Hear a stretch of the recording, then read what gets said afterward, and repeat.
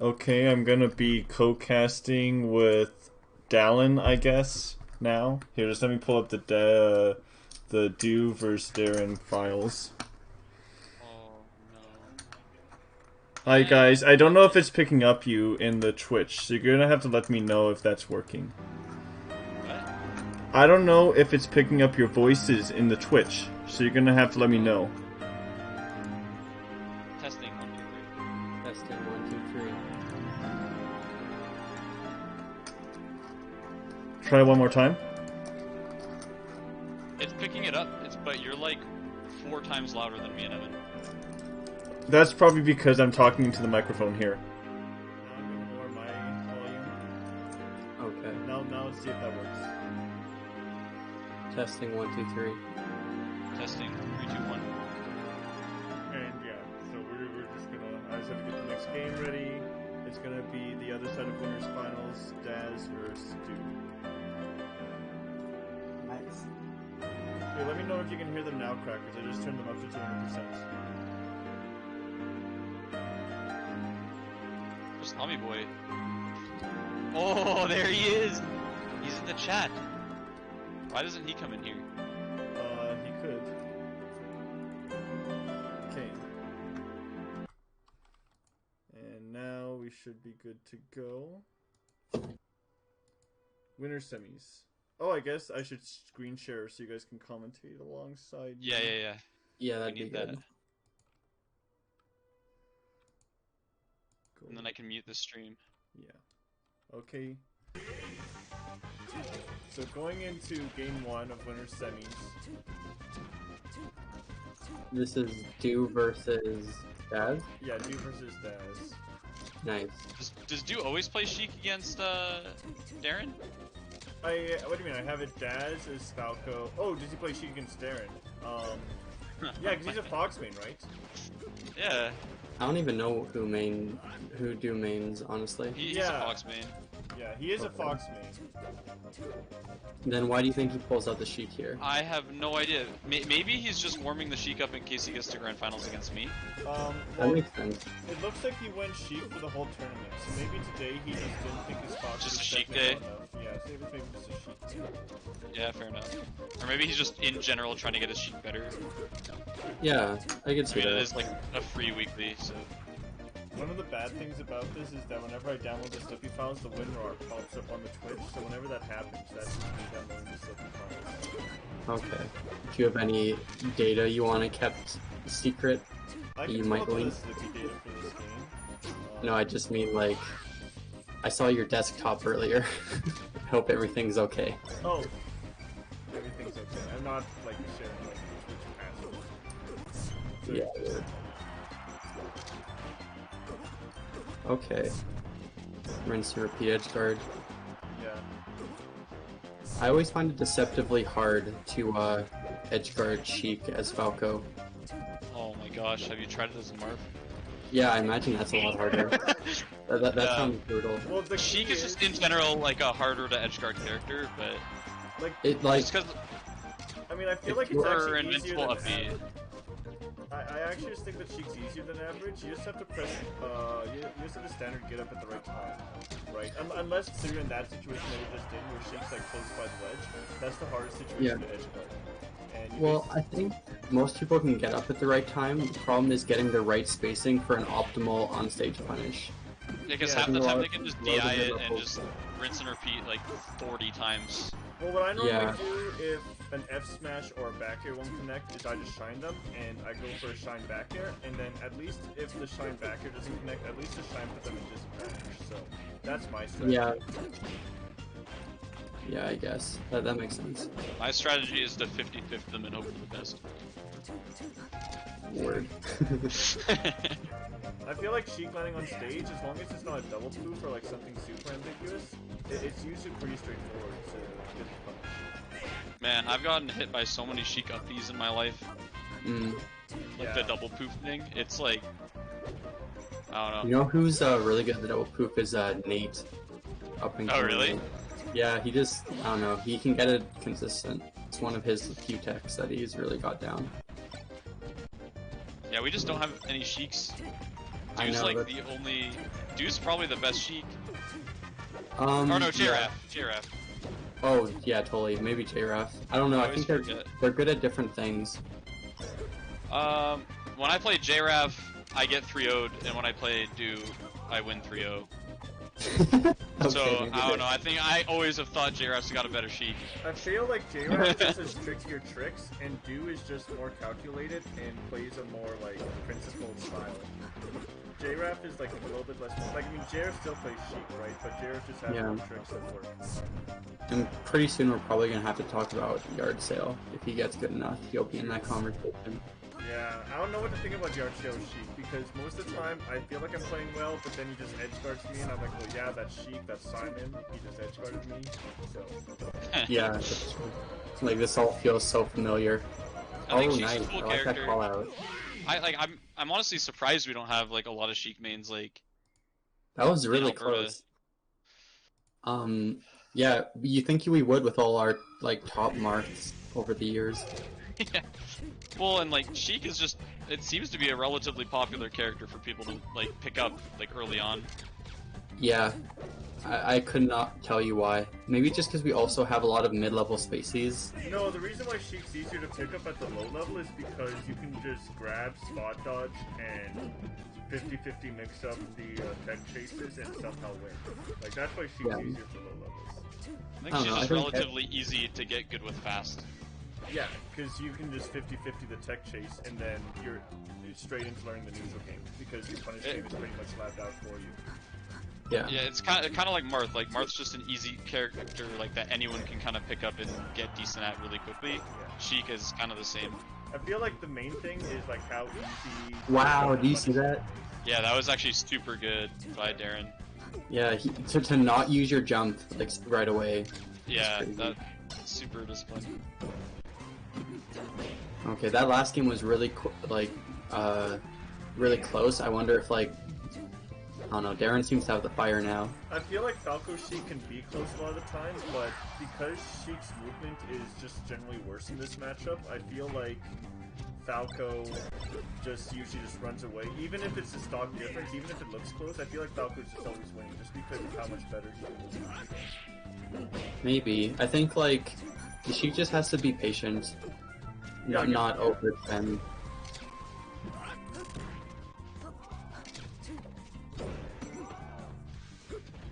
It just feels Oh, like in this Cracker said matchup- that our audio is still kind of low. Like, everyone's equal, but we're all low. I mean, it's at the maximum I can put it for desktop audio, so... Well, maybe turn the music down then, or the game audio. Yeah, I'm gonna pull up the volume mixer instead. Don't interrupt the game, and that's on my primary desktop. No worries. What do you guys think about like interrupting Sheik ledge stall, like as Falco? You know what I do? If someone grabs the ledge more than 3 times in a friendly on unranked, I just go to the other ledge and grab it until they get off the ledge. Well, that doesn't solve the problem though. It doesn't solve the problem, but usually they get off the ledge at that point. So, Yeah. If the Sheik's ledge stalling me, I'm like, what do you want to play? Do you want to play ledge dash simulator, or do you want to test our actual IPs? Damn. So- Dew kind of ran away with this. Like I Yeah, think he's Darren getting got lot of caught in a few easy bad gimps, spots. not gimps, but like just getting him off stage and edge guarding him really well. Well, that last gimp was super low percent, I think, wasn't it? I can't remember. I don't think it was like super low. It wasn't like a 20% gimp, but Yeah. But like, if you're in a tournament and you need to get off the Sheik off the ledge just because you know you want to keep center stage, I feel like you just have to wait outside of a range like Darren's doing right now, you know. And if they just guess. continue to grab the ledge, you have to challenge it, but in like a super safe way. But like, I don't know how to do that. So. That's what I'm saying. Is like we never see like an active like attack against Sheik ledge stall. Well, I actually don't even think you have to make an active attack. 'Cause I think there's Oh actually wow, ledge that was grab so limit. good. So I think if they go over the ledge grab limit, you're fine. But I'm not too sure if there's one for this bracket. yeah, but even like with the ledge grab limit, a Sheik can still do it 3 or 4 times pretty safely, like every time they're recovering. And I think what Yeah. Evan's trying to say is like you could like if you're proactive about it, you could just get a free stock. If you're like Yeah. a fast character like Fox can do some like sneaky shenanigans, just like sneak onto the ledge while she's Chino stalling. 100%. Yeah, that's right. I'm just wondering like how viable is like the meta around the ledge in this matchup. I mean, I don't think it's viable enough to be a consistent thing Did you you go see for that? every He game. hit that him was with so the. sick. That was such a good. That was a 3-stock comeback. Yeah, he got him. Both stocks were got by kind of baiting out a shield grab from like really close spacing against Stu's shield. I also can't believe he went for like that shine down air at the end there. Like I would have 100% just like held ledge and like tried to punish the odd stage option. Yeah, that makes more sense. I think he was just like he had crazy momentum or something.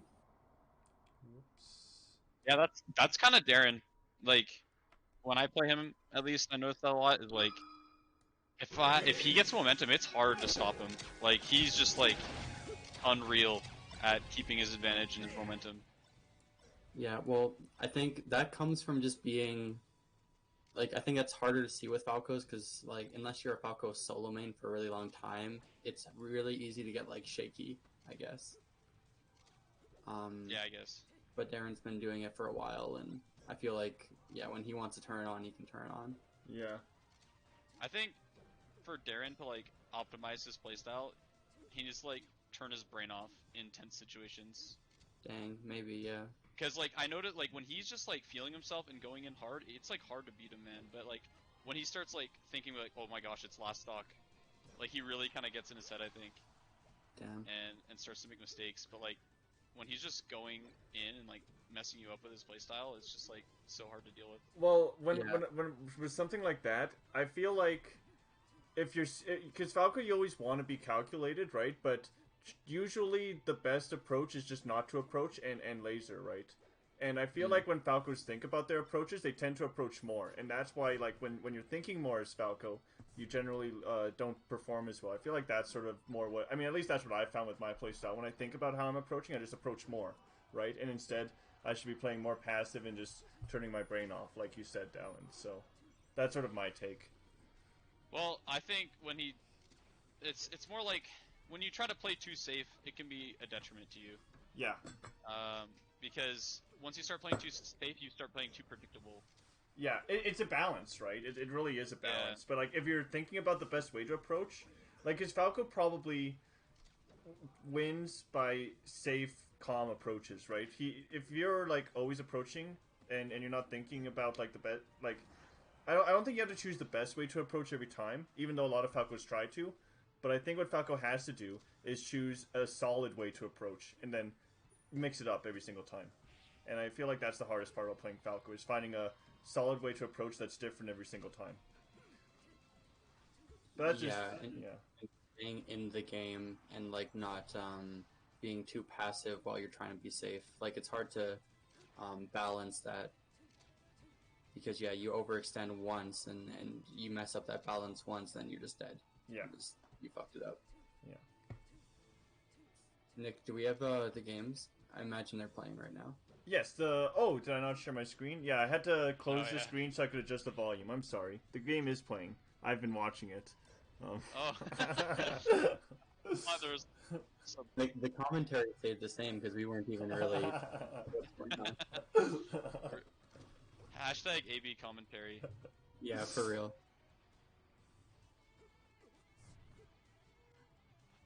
That was not the best edge guard.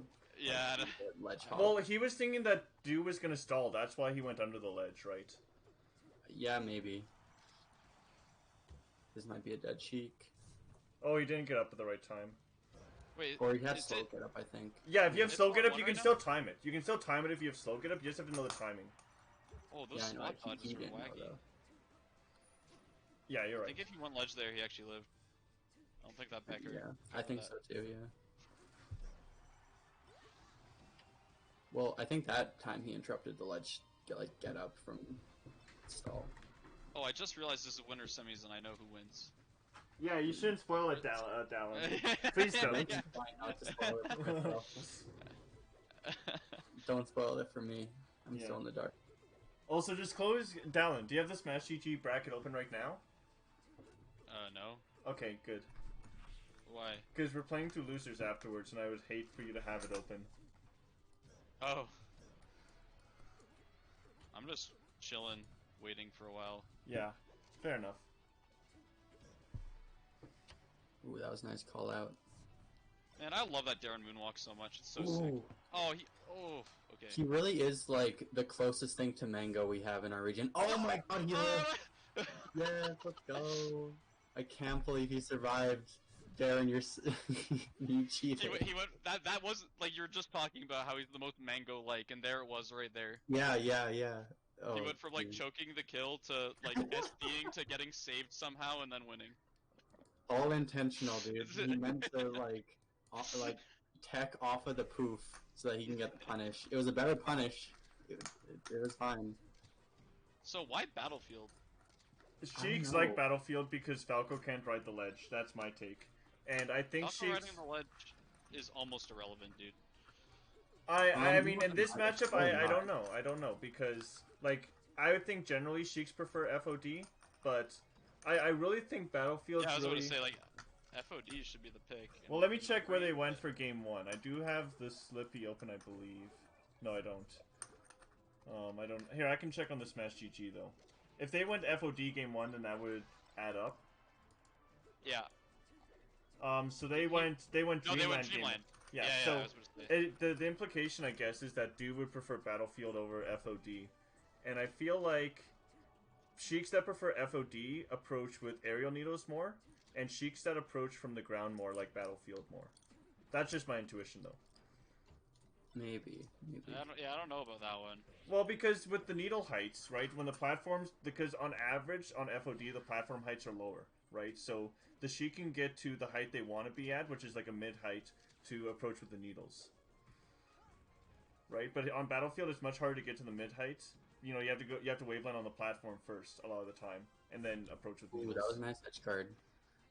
I feel like in this matchup, you don't get like very consistent punishes with pillar combos against Sheik. It seems like, at least with Darren here, it's always ending after 2 or 3 hits and doesn't really get him off stage. I think it can be better. It's very similar to pillaring Marth. Yeah. Well, Um, I think Marth is like a little lighter. I think you can kind of push him around a little more. Yeah, Seems probably. like you knock down Sheik super early. Yeah, I don't know about that. I mean, Darren usually has an amazing punish game, right? But I feel like Do just is very good at DIing away from platforms, because as Falco, you're looking for the platform tech chase a lot of the time. Oh my gosh, that was clean. And I don't think Darren's making the most out of these platform kick chases, but Yeah. he's still doing really well. Which is odd when, like, I've always considered Darren, like, insanely good at them. So, I don't know. Yeah, Maybe he's like, just kind of playing off right now. he has that one tech that I always like find really flashy. The turnaround, the pivot, drop down back air to pressure. Like, he does that so fast, and that's a really good platform punish he has. What was this? Oh my gosh, he lived. Nice. Nice. I he think cleans those it are up. so sick. The little jab into aerials. Yeah. High percent. They just look so cool. The Yeah. Falco jump up smash.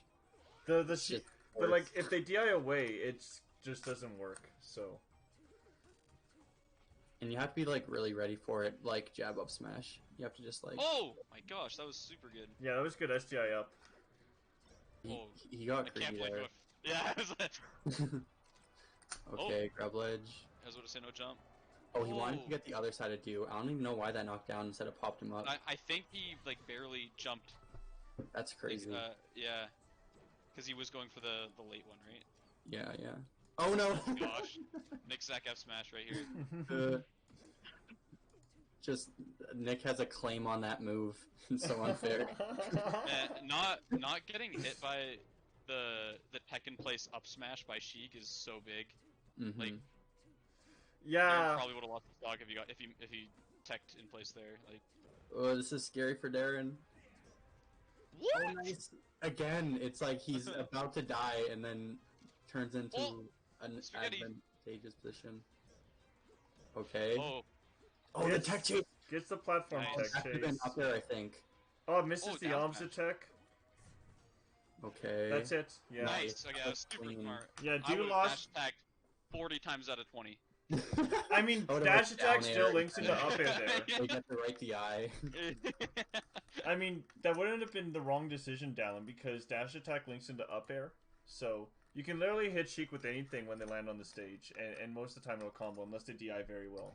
of course, and I thought Do might have DI'd well, but But that was the cleanest way to just end the game. yeah, down tilt's just the best kill confirm.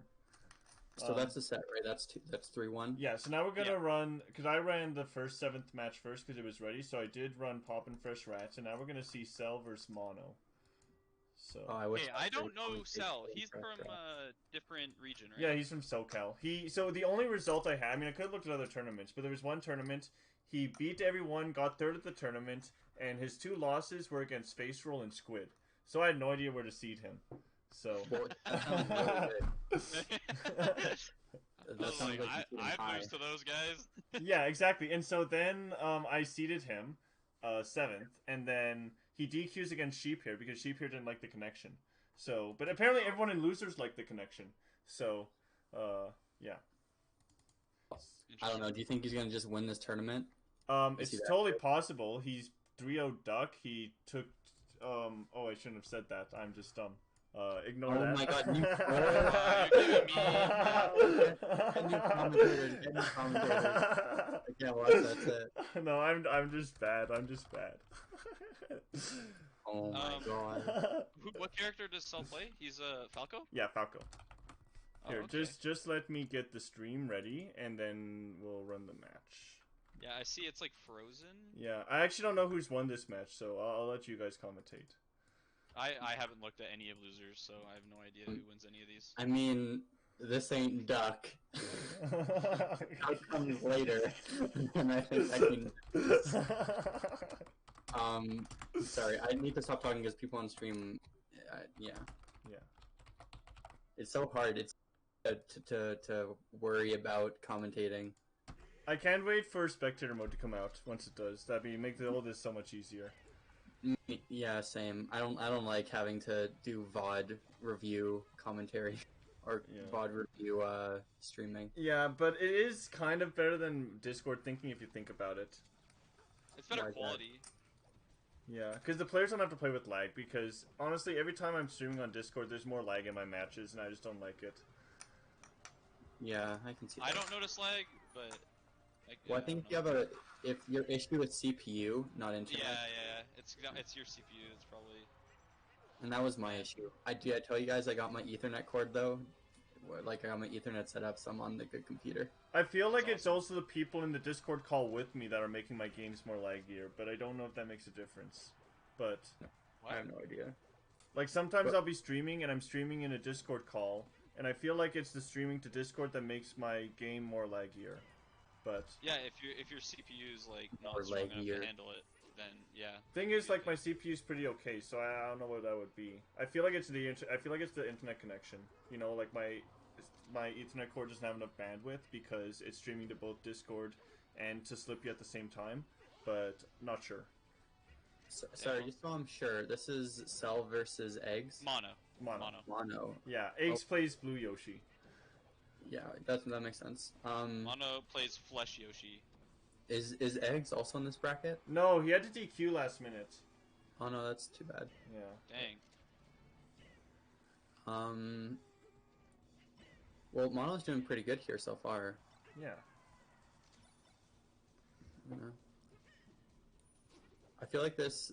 I don't know. This is a really rough matchup for Yoshi if Falco can find its footing. Yeah, for sure. I think Falco beats Yoshi for sure, but Yoshi's punish game is good enough. It's almost like Peach versus Spacey sometimes. Well, it depends if Falco falls for the tech chase mix-ups, because you know, like the one tech chase mix-up that Puff has where she up airs under the platform. Yoshi has like 5 of those in every combo, right? So a lot of characters use those. Yeah, exactly. Marth too, but like I feel like Yoshi uses them a lot, and on top of that, Yoshi has parry. And Mono's really good at using all those tricks, so I feel like that's Mono's place in the matchup. He's just good at using all the Yoshi tricks to get more out of his punishes. I can see that. I think also... That was a really good shield grab. Well, edgeguard Spacey as well. Well enough. Against Falco, I don't see it. You know, Yoshi can edgeguard Falco, but like the egg... Because she has... What? Yoshi's super good at edgeguarding Falco. Well, Yoshi has to throw an egg to read their jump height, right? But if Falco mixes up the jump height right, they can avoid the egg. They just have to know whether Yoshi wants to throw the egg. Well, my argument is Yoshi hits like a truck So Yoshi's doing a lot of damage to Falco, and when you get Falco far enough away from the ledge, stuff like dash attack, down smash, down tilt, it's all just super dangerous for Falco. Yeah, if Falco goes to ledge, it's definitely super unsafe for Falco. But if the Falco goes to platform or to stage, I feel like Yoshi has a much harder time edge guarding. Yeah, I can see that. It seems like this Cell guy is not completely unknown to the Yoshi matchup. Like it does look like he kind of knows what he's doing. Yeah. He is getting parried a lot though. Yeah, I think that's everyone. I think it's really, especially since Falco doesn't have multi-hit moves that just like negate it. Like he's just gonna accidentally like go in when he's not supposed to. Yeah, exactly, just right there. Yeah. Well, he was ready for it. You saw him shield like right after the back there. Yeah, fair. I can't believe Mono brought that back. Yeah.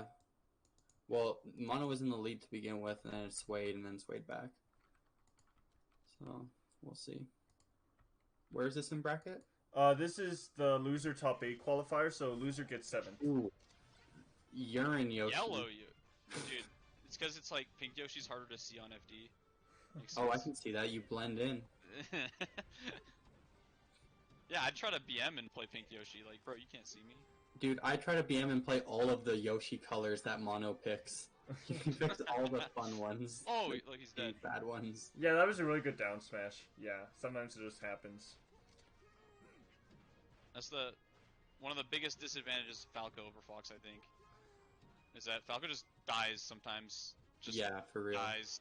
Yeah, practically speaking, practically speaking, that happens. Yeah. Oh, that was such a good edge guard. I like that. Yeah, break the armor with the back air.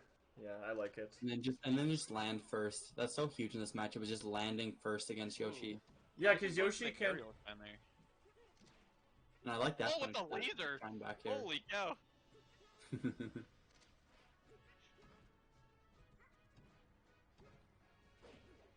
Oh my god, that's so rough to like hit Yoshi with a downer and then not get a punish because that was a bummer.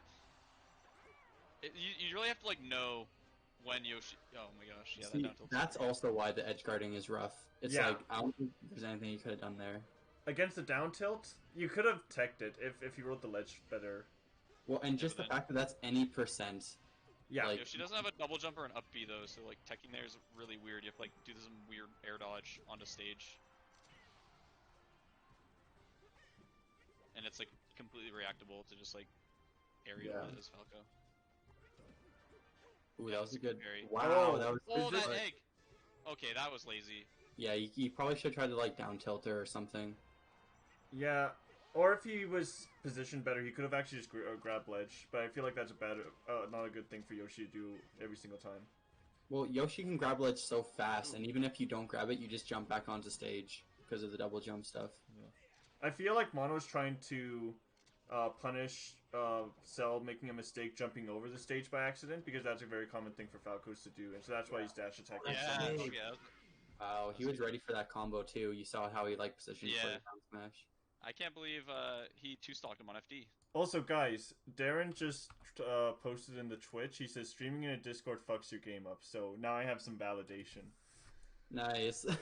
I've never had any problems doing it. Well, I mean, maybe Falco main to Falco main. Okay, so we're back to FD. What was I gonna say? One of the things that Cell has done 10 times every single time is he does a jump, jumps again, and then comes down with a falling back air. And I feel like that's really good for covering space. I can see it. Oh my gosh, that shine clank. If it's so good for covering space, why is he losing? I'm kidding. I'm seeing a lot of double jump down airs, and Mono's just running into them. Which is pretty normal, like, it's almost like a bait. You kind of double jump at the last second. Yeah, exactly. And then the Yoshis are like, I can double jump. That was so clean. He like short hopped on top of the hop beat. He knew he was gonna get parried. He knew 100%. If I come down right now, I'm gonna get parried. So he up beat. No, he had his jump. It feels like Cell is paying attention, and once like you kind of got a read on the Yoshi's movement, it kind of curtains. Yeah, it's kind of like all of Yoshi's counter moves have to do with like very specific timings. Exactly, that's the main thing. Oh wow, did you see how he grabbed ledge there? Oh, so good. Who is this guy? It's amazing. So this is how Falco Yoshi should go on FD. This is looking a little normal. Well, and Mono has brought it back a few times now, so we'll see. I feel like it doesn't take much for Mono to just, like, yeah, get a few tech chases, get a few edge guards. Start, like, slowly closing the percent gap. Ooh, the double down air. Ooh, it's not looking like That was a good back air. Ooh, the dash tech. Yeah, you can't contest Yoshi's double jump armor like that.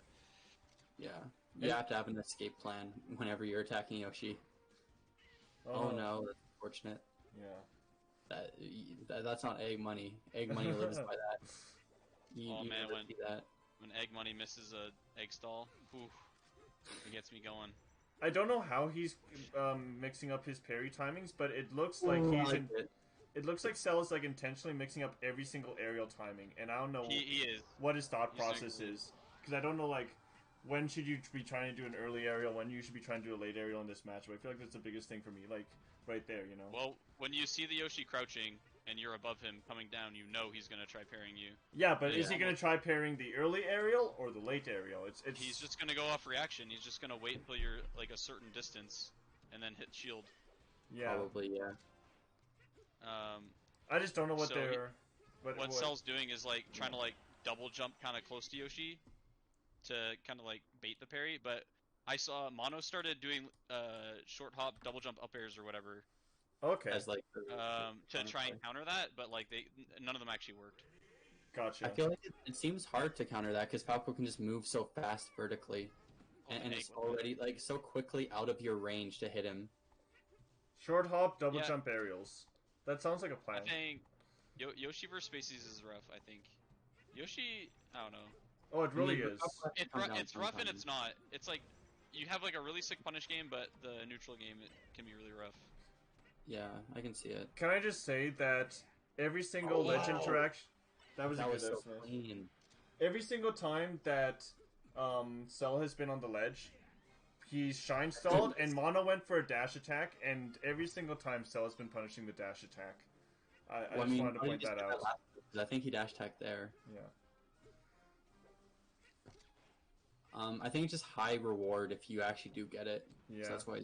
Well, I feel like Mono's just not respecting, and he's just not respecting, right? Yeah, Mono's just not respecting him. He's like, "You're a Falco, you're gonna mess up, and I want to punish you messing up." Right? He doesn't want to actually punish the idea. He wants to punish you messing up. At least that's what I'm trying to. At least that's what I see. A word, I feel it.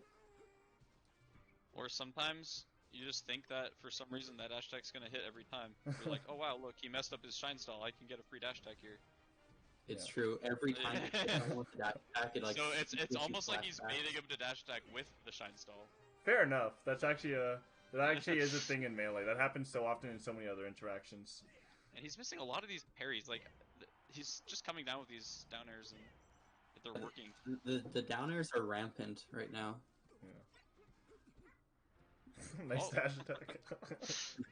Honestly, that one might have actually hit if the platform didn't stuff him. Yeah, it's true. Oh no. Oh, that's why eggs are good. Yeah, he is pretty good. It stops your Falco's momentum as he's trying to come back. Oh, 100%. If the egg hits, Falco's dead. Yeah, pretty much every time. It depends, yeah. Yeah, I mean, sometimes they can instant side B right out of it, but...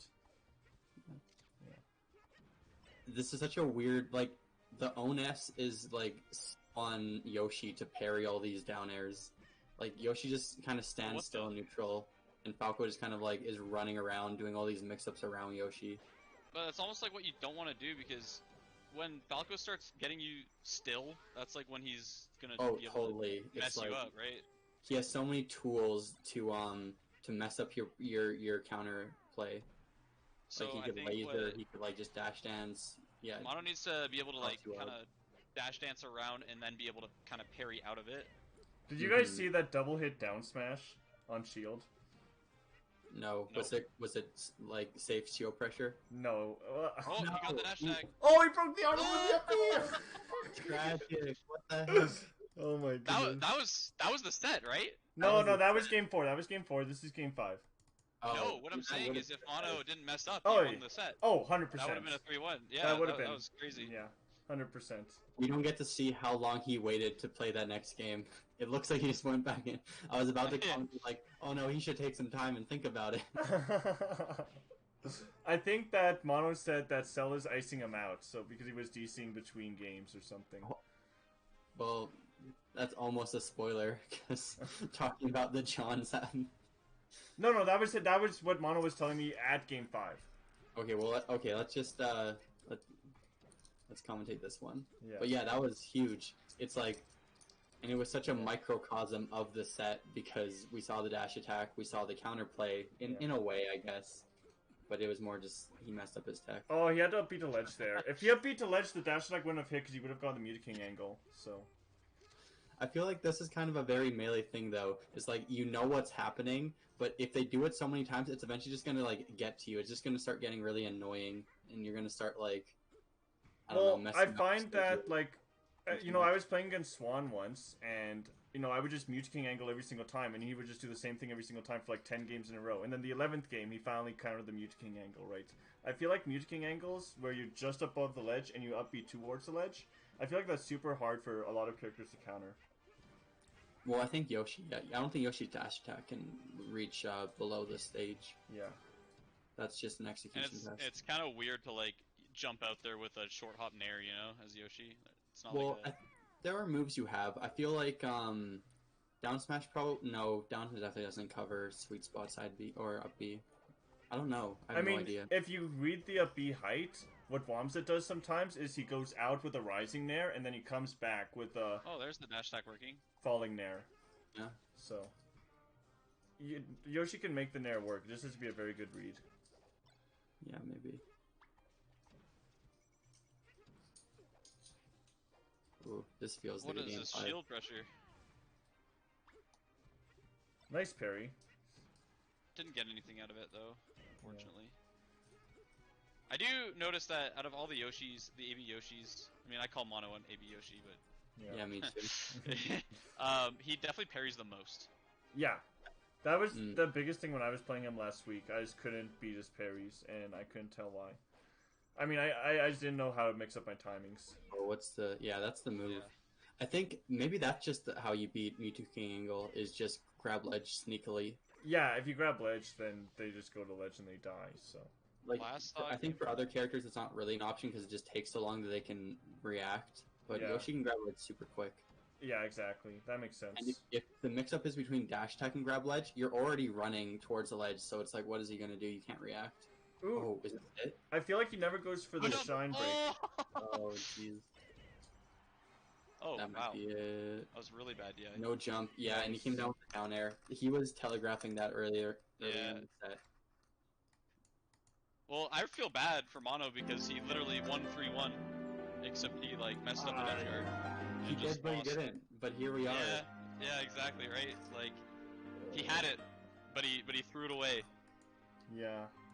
He bought a Baconator from Wendy's and just threw it on the ground and said, "Here you go, Cell. Eat my Baconator." He definitely gave up the Baconator there. Real unfortunate. You hate to see it. Okay. Baconator's so gross. That's so much meat. Yeah, they're actually kind of nasty. It feels like it's just mocking me. It's just... yeah. Like, look how much meat we can put on this burger. It's literally beef, cheese, and bacon. Yeah, it's like the percentage is really high. And like you can't even eat the bun because of all the animal grease that's all over it at that point. That's why I stopped eating fries from fast food places, just because the grease stays the same. Yeah. Nasty. Not to hate on, if that's your life, but. Alright, so what's our next match? We're playing for 5th, Do versus PoppinFresh. Ooh, no spoilers. I want to really try to stay not spoiled this set. Yes, no spoilers indeed. It feels like we're like an anime watching stream. This is losers quarters. I haven't done a lot of like solo practice since this new Slippy update, but being able to rewind and like frame advance in the Slippy replays seems so goat. That seems so good. Yeah, Yeah. Jarvis, yeah. Jarvis helped me with some stream analysis, and we used the Slippy files. It is really OP. Yeah, like you did a stream analysis versus Yoshi. No, he helped me with the Falcon matchup. Well, that's dope. Ooh. Falcon matchup. Yeah, I beat Call, and then I lost immediately right after to T-Stick. So I'm like, hey, Jarvis, can you help me figure out what I did right in the Call matchup and what I did wrong in the T-Stick matchup? And I learned a little bit. Well, I mean, T-Steak is just a better player than Cole. Oh yeah, but like I mean, there is a difference in like the resources that they're using to beat me, and that's really what I wanted to analyze. Did you analyze the T-Stake set though? Yeah, we did analyze the T-Stick set. I actually can't say right at the top of my head what I was doing wrong for the entire set, but I do remember bits and pieces. The main thing that he was telling me was laser control, and I agree. I need to be controlling more space nice. with lasers. It's huge, and just realizing once you start hitting him with lasers, that his options are really like a lot less. That's what Odin was telling me earlier. Yeah. It's like What was just I locking saying? him down is really important. Oh, another. Flail at you. I was gonna say something, Evan. I watched your you versus PoppinFresh. Yeah. And there was like so many moments where you were just like outplaying him and winning neutral, and getting like good combos or whatever, but you just could not edgeguard him like at all. That's interesting. And he was edgeguarding you like first try every time. Yeah. So like I think you need to, if you're gonna lab something, maybe lab the Spacey's edgeguard. Thanks, man. Yeah, I'll actually watch that set and look for that, and try to work on that. Because I played some Falcos that I need to like clean up that matchup. Try going for mute to king angles. They're pretty huge. Yeah. Well, I mean, his recovery is whatever, but like it's the edge guarding. Edge guarding is so big. Yeah, I feel like that. Like, I don't know. Falco is an offensive character at heart. It's not a survive forever character. Yeah. So yeah, I want to learn how to edge guard Falco better. Yeah. Anyway, let's get into this one. This is Alex and Do, right? Yeah, this is Alex and Do. Ooh, unfortunate. Okay. These two play at last salt mines, and something that like Simon and I saw a ton was just like, I think the corner pressure from Alex is really nice. Is very like he's really good at keeping Sheik in the corner once she's in there. And whatever. Alex, in general, has a very good time when he has most of the stage control. When he's got you in the corner, he's like, that's like his comfort zone, you know? Yeah. Yeah. Once you start kind of threatening that is where, like that's kind of his weaker point. But he's still like insanely good at like locking you out. I feel like that's a lot of top Falcos. I mean, Alberta top Falcos. Like Darren, you can say that about Darren, PoppinFresh, and Anjo. I feel like they're all like the same. Try to get you in the corner, and they really excel at pressuring. That was so good. That was so fast. That was a really sick back air. Mm-hmm. But what you're saying about the three Alberta Falcos is, I think they're all so vastly different. Yeah, but they're all. I feel like all of their neutral games center around pressuring the corner, though. I don't necessarily agree. I mean, at least Anjo and PoppinFresh.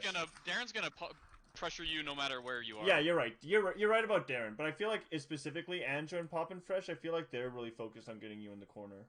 I see both of those players like do a lot of stand back and laser, but I think the difference is PoppinFresh will kind of like approach and get closer to you, whereas I think Anjo's content to just let you come to him a lot of the time. Yeah, because he knows that you're predictable and that you'll probably make a mistake, and he's very practical in that way, I feel. Yeah.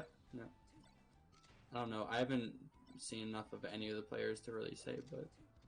Well, I played a lot against Anjo, played a lot against PoppinFresh. Not as much against Darren, so I probably can't say anything about Darren. Ooh. I played against all three of them a fair amount. Oh, that's good.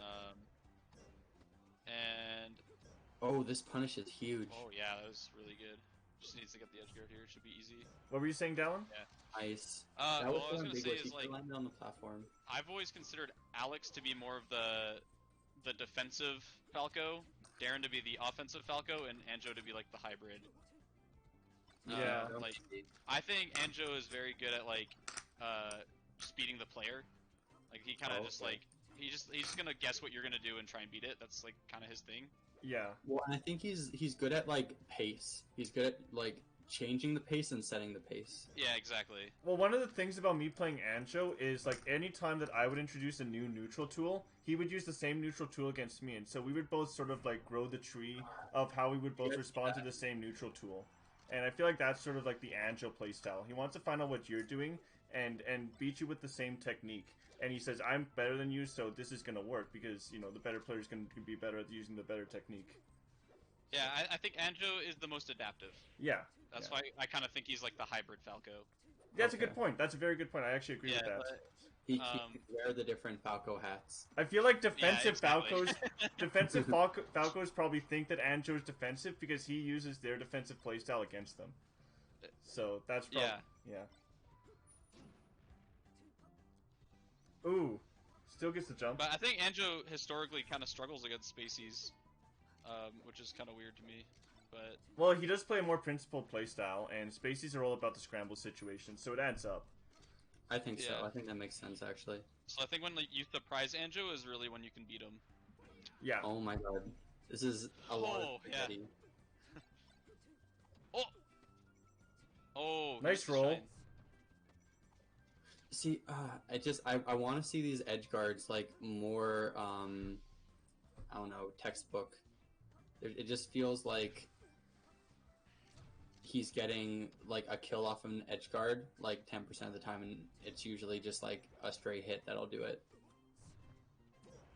Nice F smash. Rinse repeat. Ooh, nice. Oh, that's frustrating. Yeah. Still gets it.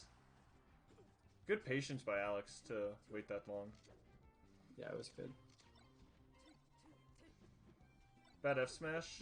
I hate it. You hate to see him get away with it. Oh, bad side B. That was such a good follow-up. I did not think about going for that second shine under the platform. Well, like that grab ledge. Okay, what's he gonna get off this? Downer? Nice. Ooh. Misses by a hair. Missed his dash. Yeah. This is a scary percent to be at for Falco. 69. I just feel like he really has to watch out for, like, a raw F tilt. Oh, he's in the corner. Dash back. Downer, oh no! He had it. That bear was really greedy. The shield. Oh my goodness. Man, dude, getting a lot of those shields. Oh no! Oh no! Dude, that hurts. That hurts. I knew it. I knew it was gonna happen. It's like Alex had the kill twice. Yeah. And just missed it. Back to Yoshi's. It was just you just really have to make use of your punish when you have it, because yes, like that's just inevitably gonna happen if you let it go long enough. Is you're just gonna get knocked down. You're gonna get clipped by something. Like that's what Sheik lives for. Is like that high middle percent getting clipped by something. Then Sheik just gets the whole kill off it. Okay, going for that down smash was kind of whack.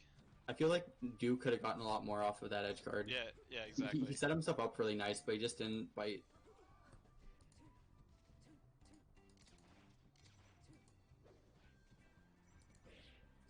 Ooh, missing yeah, that I think he eyed in all of that. Oh, but he lived. I think he might have had Randall there too, if he even got edge guarded or edge hogged. Yeah, it kind of made things weird. Oh, nice reverse fair. That was super clean. I don't know if Alex was expecting that. I like that turnaround laser to land there at the very end. It's so sick. Yeah. That's such a cool thing about Falco, is just fitting in those little lasers where you can. Oh, I like that. What Alex has been really good about is just like ramen noodling the ledge in these tight spots. Well, I think there's a statistic, I forget what it is, but Falco actually grabs the ledge before Sheik because of ledge mechanics or something. Like the ECBs. Yeah, the ECBs, that's what it is. And it's before Marth as well. And I feel like that's like pretty much just Spacey privilege. Spacey privilege. Yeah. I like that he doesn't the needle grab. If your name is Dennis Cake, it's not before Marth. It's crazy to me that it's pronounced cake. I'm sorry, It's I talked that way too much. That's what I guessed first time, but And Dennis confirmed it's it. a lazy guess. It's like, does it sound like the word I know? Oh my gosh, that's. He's got the right, like Alex has got the right ideas. He just keeps barely missing these edge guards. Yeah. Yeah. Execution's like the most important thing for Falco. Yeah. I love Yeah, those but just, lasers that are countering the fares so perfectly. Alex's lasers are so perfectly spaced to counter Dew's fares. Dude, it feels like, I don't know, Alex starts getting beat up, and like Dew is just like pummeling him with like hitboxes that knock him up, and then fairing him at these high percents. I feel like Alex might have a bad computer, because he was telling me that he couldn't enter Netplay brackets because of his bad computer, and I feel like that might be the problem. But not joining on behalf of Alex, of course. I mean, I definitely noticed that Alex is not as good on Netplay as he is in person. Yeah. 100%. Maybe, yeah. I don't know if it's a computer issue or what. Isn't he like a programmer? Don't they usually have like good computers? Oh my god, I don't know, dude. I feel like you can be a pretty poverty programmer. You just use the one at your job. Yeah, and you I feel like Alex is probably pretty economical about his computer. Okay, I so feel like I've seen his computer. next up, was that 3-1 or where are we at? That was 3-1. that was 3-0. Alex did not take a game. Next up is the Oh. other side of losers, Cell versus Duck Robin, who we don't know the winner of. We don't know. Who knows? Not us. Wait, I do. I'm looking at it right here. No. Nicky got baited so hard. In game and out of game. Damn. Okay. Also, Dallin, just keep an eye on the Smash GG. You might have a match, but also, Yeah. I have to play Against who knows? Against who knows? Yeah, exactly. We don't know who's against. We don't know anything. Yeah. Thank you. Okay. We are right back with losers' quarters.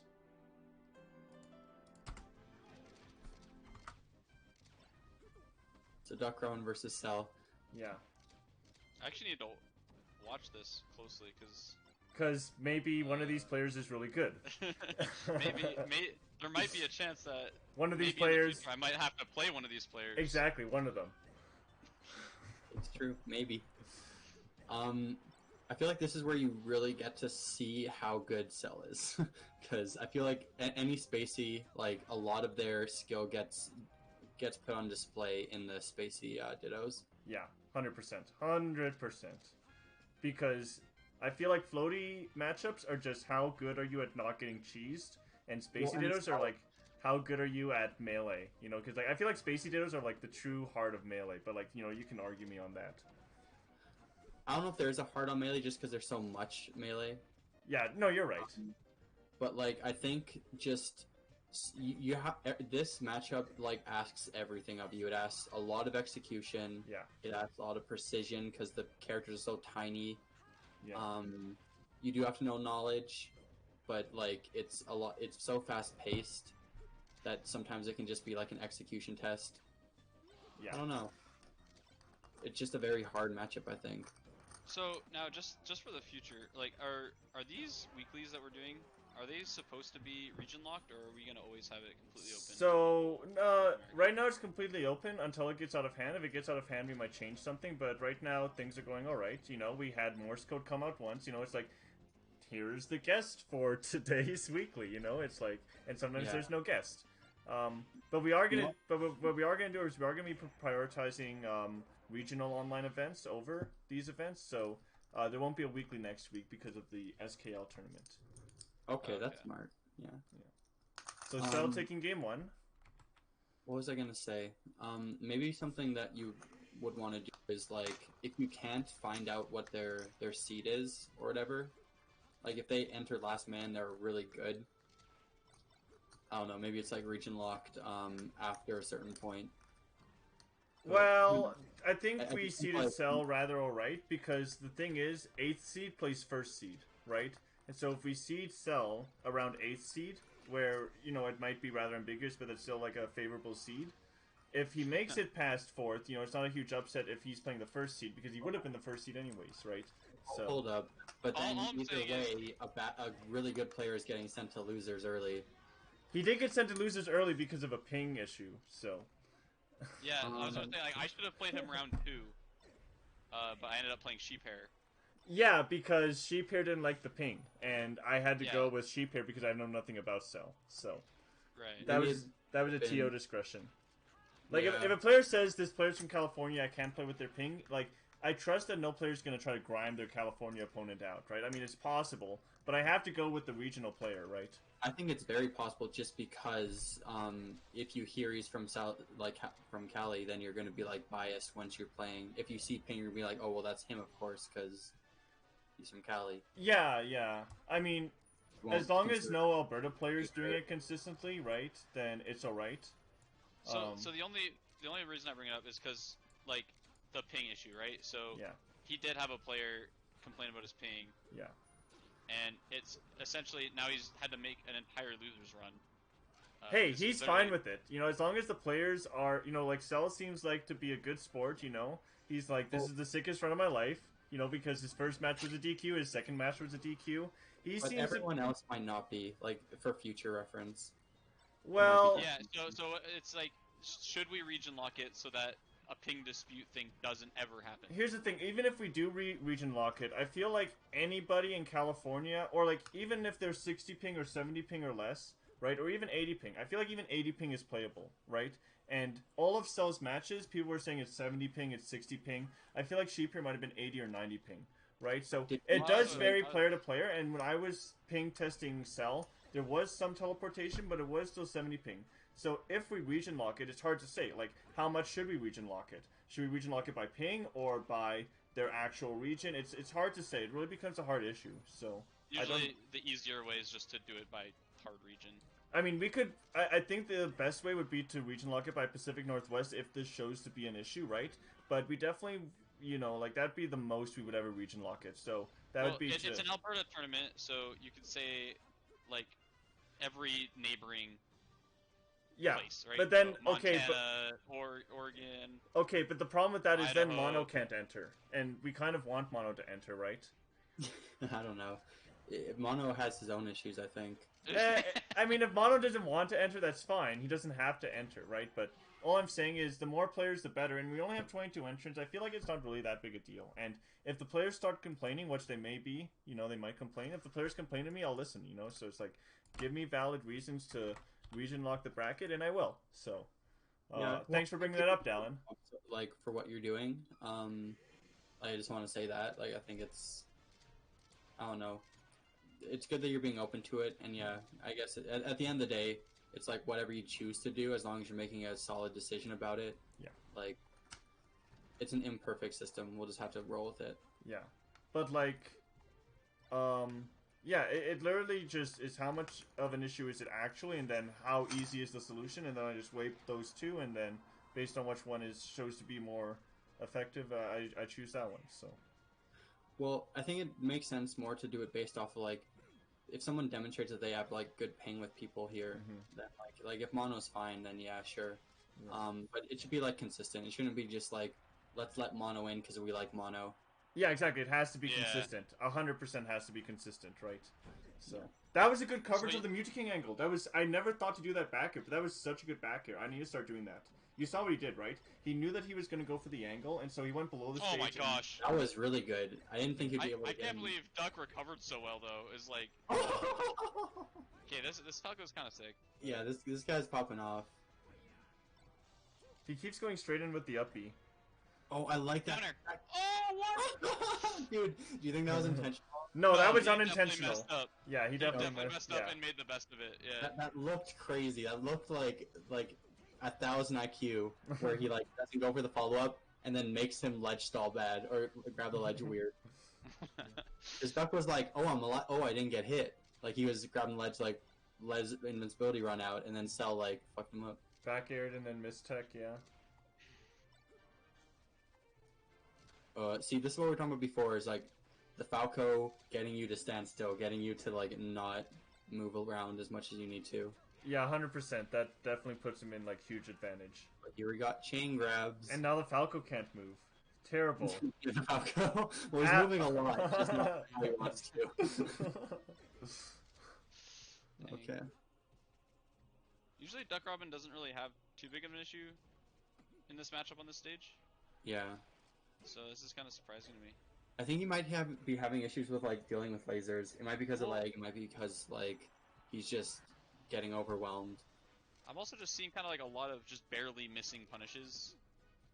So That was weird. Yeah, that like dropping that chain grab.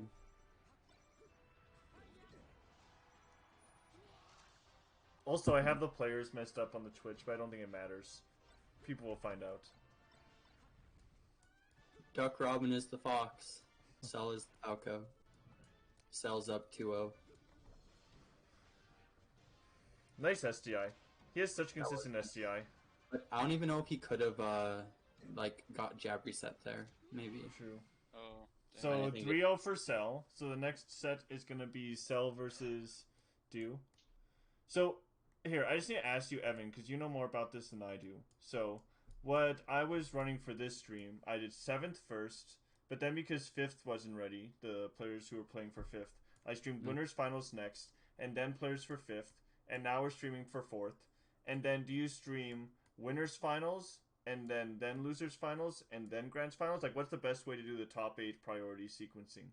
I think winners finals, losers finals, grand finals is good, or winners finals. Wait, losers you have semis. to do winners finals before you do losers finals. So, but then Yeah, what about exactly. winners semis and losers for 7ths? Oh. What about those? Because I don't know. I kind of like it's preference, right? Because Yeah. it's like, do you want to know who the person is gonna lose?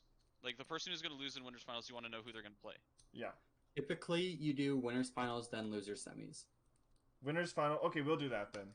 If that's the most principled way to do it, then that's the way I'm gonna do it. So winners finals, losers semis. Check. Someone might disagree, but that's how I think it usually goes down. Oh, okay. Sorry, I gotta go play grand finals. Okay. Good luck. Yeah. A reverse 3-0 happened. That's all I'm gonna say. Okay. No spoilers. Okay. Okay, we're streaming winners finals, so you'll be on stream, Dallin. Oh, I'm leaving, so that's sick. Exactly. So you can't even commentate your own match. Perfect. All I'm gonna say is the Marth player is really lame. He only goes for gimps. And that's pretty much it. Okay. Darren versus Odin.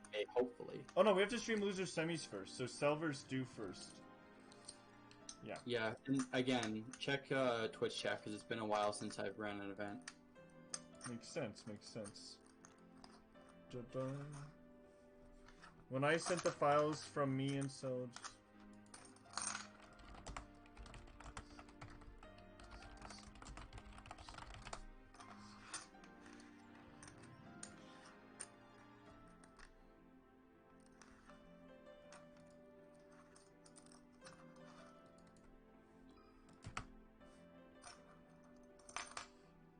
It might have something to do with like not wanting to send someone straight from losing a match straight into another match where someone's waiting for them. That's a good point. That's But a very good point. Yeah, I'm not sure. What do you think about winners semis and losers 8ths? Which one should we stream first? Well, hold on. Isn't fifths come in between those two? Like between 7ths and 8ths? I'm confused. Like those are two apart.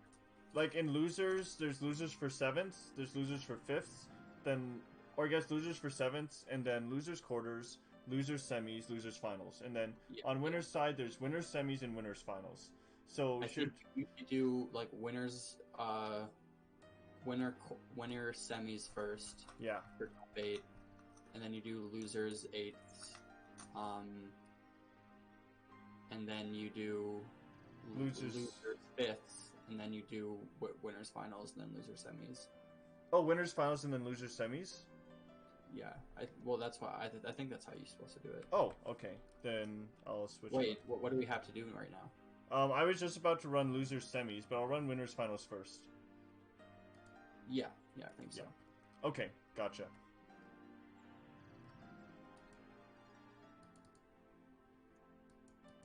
Okay, winners finals coming up. So how was your bracket? Good. We should be quick to get a game up, and then we can... Oh yeah, you're 100%. I'm just editing the stream details right now. Because I have to make sure that the players are right and that everything's in order. But I do have a, like, in-between waiting screens, so... Yeah, that's fair, but we don't want to ask for too much of their time. True. We do have 2 viewers. Hell yeah. Yeah. Okay. Winners, finals. I have to share my screen one more time. I was thinking about it, and I think even having the VOD as like a bracket is also kind of good, just so you don't have to go through your own Slippy files. Just like it's available, but you might forget what was tournament if you're not organized, and just for prosperity. Yeah, I was thinking about also once we release the results for the event that we'd also share the Google Drive of the folders with all the Slippy files. So if you wanted to go see them, you could go there. But I don't know if that's a good idea. If you want to like go more in depth and like, I think you can do analysis with like a video file as well as a Slippy file. But yeah, maybe you want like to see your conversion rate or something. Oh yeah, true. It's possible. So yeah, what was your reasoning though? Reasoning for oh wow, that was crazy. Reasoning for uploading the Slippy files. Oh, just do the just sharing the Slippy files for the drive. Just so the players have them. You know, maybe players who didn't participate in the event want to see the Slippy files. You know, it's like it's always useful to have. Want that and not the and not just the. Well, that's what I was thinking. The VOD and the Slippy file. So anyone who wants, you know, if you don't want to go to the point of the video, you can just go to the Slippy file. That's true, and maybe like it might be faster to do it like that, but usually they're not like named really well. I actually renamed a lot of them that people didn't take the time to upload well. Well, I don't know. I think like don't worry too much about that because there's other things that you should be prioritizing. True. Like your time is valuable. Yeah. Also, these aren't named well. I'm gonna have to next time maybe standardize a naming convention for Slippy files. That would probably be a good idea. Yeah, I don't know. I think like, is it just hard to find them? Is it just hard to like even like put them up on stream? Is that No, it isn't. No, it isn't. Then I think as long as that's working, I don't think they need to be named really well. Gotcha. But I don't think people are really digging through the Slippy files, and if they are, like they can dig through their own Slippy files, and that would be easier than having to like look through everyone's. Yeah, that's a good point.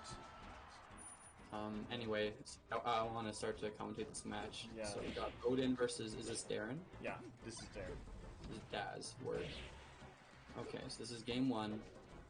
Unfortunately, didn't see too much. I saw that one really wonky first stock interaction where Odin went for the suicide kill, got the weak hit there. Yeah. Now this is hard, but I feel like I don't know. A little more percent, and then Falco has like, oh okay, I was gonna say like Falco can get that Martharitis pin on his chest. Yeah, that's becomes really hard to kill. Okay, you know, it's like some Mars they'll just spam F smash and hope it works, and against me because I'm bad, a lot of times spamming F smash will work. But there's been Mars I played against like Wamsa or Swan where, you know, they're more principled, they're not gonna F smash at 140. And, you know, I would just live forever with good DI and decent recoveries, right? So, I really know what you're talking about, where, like, Falco really can live forever. Like, sometimes a Falco at 140 is much better than a Falco at 0. Because, well, you know, and I think that's something that Odin's actually really good at. He's good at sending out those Hail Mary kill moves, but in a way that's unpredictable. Yeah, it's not reliable, though. That's just cheese, right? When you use a kill move that's not supposed to work, principally, then that's just cheese, in my opinion. I think like, maybe part of it is, but I think there's a part that is, like, he's just really good at mix-up. He's very good at, like, his spacing's clean, so if he is going to hit you, he's just going to hit you. Like, if you're predictable, you deserve to die, right? That's the part of it that isn't cheese, but the part of it that is cheese is that the strategy itself is flawed from the start, right? So True, that's... But Odin's making the execution test difficult. 100%, yeah. Player will beat it, but I think Odin just makes it really, really hard. Yeah, exactly. That's all Melee is a lot of the time, too. Is just making it hard for your opponent and just making them frustrated. Yep, and I don't think that's any less valid. I Yeah. think it's seen. Sometimes it's seen as lesser, but I think it's still part of the game. Yeah, yeah. You know, there's so many different ways to like look at melee. I totally see it, 100%. I really like this one mix that Darren's doing with the shine back airs to edgeguard Marth. It seems like he's getting a lot of mileage off that right now. Yeah, yeah. Yeah, well, I mean, I don't even think that's much of a mix-up, because, like, which way is the Marth supposed to DI the shine? It's true. I just think, like, usually Falco will opt to fire stall when Marth is, like, in that range, Yeah. and then just, like, make Marth get up in a bad way. My goal all the time is to make the Marth trade with makes Marth up B trade with my aerial. And, yeah, that can work a lot of the time. But the shine up B definitely is cleaner. Okay, he has him in the corner. I actually like that back air. It covered space well and safely. Yeah. Because normally I go for the down air read if I'm gonna read their jump, but he did the same read in a much safer way. Okay, word. You got the follow-up, so now Dallon's off stage. I see how he edge guards. Oh, Dallon just kind of... Oh, no. Yeah. He did really well with that first fair. I don't think he had to do the second fair. But, I don't know. He has this, has his own platform. But that was a big giveaway, because I don't know what percent Dallon was on, but now he's behind. He was at 140. 140? Okay, well, it's not too bad of a loss. But I mean, all he needs is one, like, good hit to get Falco off stage. And then it's pretty much even. So he did a good job bringing this back. Power shield F smash, man. Oh. Yep, there it is. You just can't approach Marth like that. But like, you know, you want to, but like, you can't. Oh man, he's going for it. That's the only thing he's going for now. Oh, disgusting. See, that's really what I hate. I hate those playstyles. They're just trying to make you... They're not trying to punish your ideas, they're just trying to punish your mistakes, right? It's like, hey, I bet you're going to approach in an unsafe way. And if I'm right, I get the stock. And it's just like, okay, but there was no there wasn't much behind that idea, you know? Yeah, I understand. But again, I think that's just... that weakness in not having a good strategy, or not having a good plan, that can lead the way to the other player, like, doing something really sick. Yeah, exactly. So as a Falco, you need to punish that. I'm just bad at punishing it. Also, Dallon taking a game. I wonder if he could have actually made it on stage there. I don't know. Maybe not. That was pretty rough for Daz. Yeah. It felt like he was doing a lot of things really well, and then he just kind of gave it up, but not in a hugely dramatic way. So what's the set count now? It's 2-0 for Dallon. Yeah. Counterpick to Dreamland again. So this is really rough mentally. You have to just not be thinking about the counter picks here. Because I don't even... It's scary to think, like, going to FD twice. True. I mean, I don't even think FD is that bad for Falco in this matchup if the Falco knows how to combo. And Darren does know how to combo. I mean, of course, you know, Marth has the chain grab. Marth always has the chain grab. But I feel like Falcos mentally don't actually approach FD, like, the best way. I feel like if they just approach it like any other matchup, they would do a lot better. But I'm no pro, right, sir? What do I know? Something I think is, like, I think Falcos view it kind of defensively because it's a scary stage to be on because of the punish game. But I think Falco can make it equally scary punish-wise. And Falcos need to, like, really, like, show confidence in their punish game on that stage. Exactly. There was this one unranked match, you know, I would do this thing where I would, you know, get a dare shine at, like, 0, and then I'd hit them with a hard back air, read their landing with an up tilt, and then just combo them after the up tilt. And I did that twice to this one Marth on FD, and he just quit out, and I'm like, you know, like, there's no way that this matchup is, like, super terrible for Falco. Falco just need to be smarter about it. I do think it's still, like, very Marth favored. Like, if you're playing against Zane or Mutaking, like, where they're gonna get the punish every single time, yeah, it's... That was so good. Yeah, that was really good. I agree. Between, like, juggling Marth and the fact that you can get pretty far off pillar combos, the punish game is pretty good for Falco on that stage. Yeah, it's definitely not as bad as some Falcos think. Yeah, Ginger seems to think it's pretty good, which is interesting. Like, he thinks it's okay. Yeah. Anyway, trying to get back into the match. Yeah. I like that when he reads the wrong tech chase, he'll, like, use that short hop he engaged in to shoot a laser. That's a good Just point. movement. Yeah, that's a good point. I like that. Yeah, it's cool. Ooh, that was so slick. Like, that was slick because he did the slide off back air off the shield pressure, but then he delayed the back air so he would get, like, yeah, he wouldn't whiff. Yeah. I've never seen it before. And It's all about knowing what's gonna happen, right? Like, Melee's all about prediction, and it's all about knowing what the engine is gonna do, and about what the other player's gonna do. And you have to find the right connection between the engine and the player, and then once you predict both the engine and the player at the same time, you win Melee. I mean, that's my take. Okay, So, like... I don't think... Oh, I didn't think he had a jump, but turns out he did. Oh, he got the low nair there, so he could start up pressure. Okay. Ooh. I would've gone for a shine there. I like that tech. That tech was really clutch. He got there in time. He was ready. Oof. Oh no! That's so unfortunate. I wouldn't have thought he wouldn't get there in time. It's like, you think either he gets there in time or he gets knocked onto stage. It's weird that he got stage spiked. Good SDI off the jab. Ooh, is that it? I hope so. It could be it. This is like the same, yeah, that's it. That's it. I don't know. I feel like, that's a scary situation that Daz has been in a few times now, where it's like, last stock, you're ahead. You just have to not fall for the tricks. Okay, now the matchup that we were seeing is totally possible. See? Yeah, right, we are, yeah. F smash at 8%, into chain grab. Yeah. Bad dare. And Talon's kind of sharking him. Yeah. Yeah. Yep. I feel like he did the same thing twice with his landing, and he could have done other things to avoid getting sharked. But, like, again, against Marth, Marth's blade is just so huge. F smash at 28, into get grabbed, into fair. This is so far just Marth on FD. Yeah, he's gotten 2 big chain grabs. Good I do like lasers. that. Yeah, I like those lasers. Ooh, that was clean, and yep, he reads the tech chase. I would have gone for a shine on that roll in, but that's just me. Oh no, he barely misspaced that. Yeah, if he got the downer, Dallin was dead.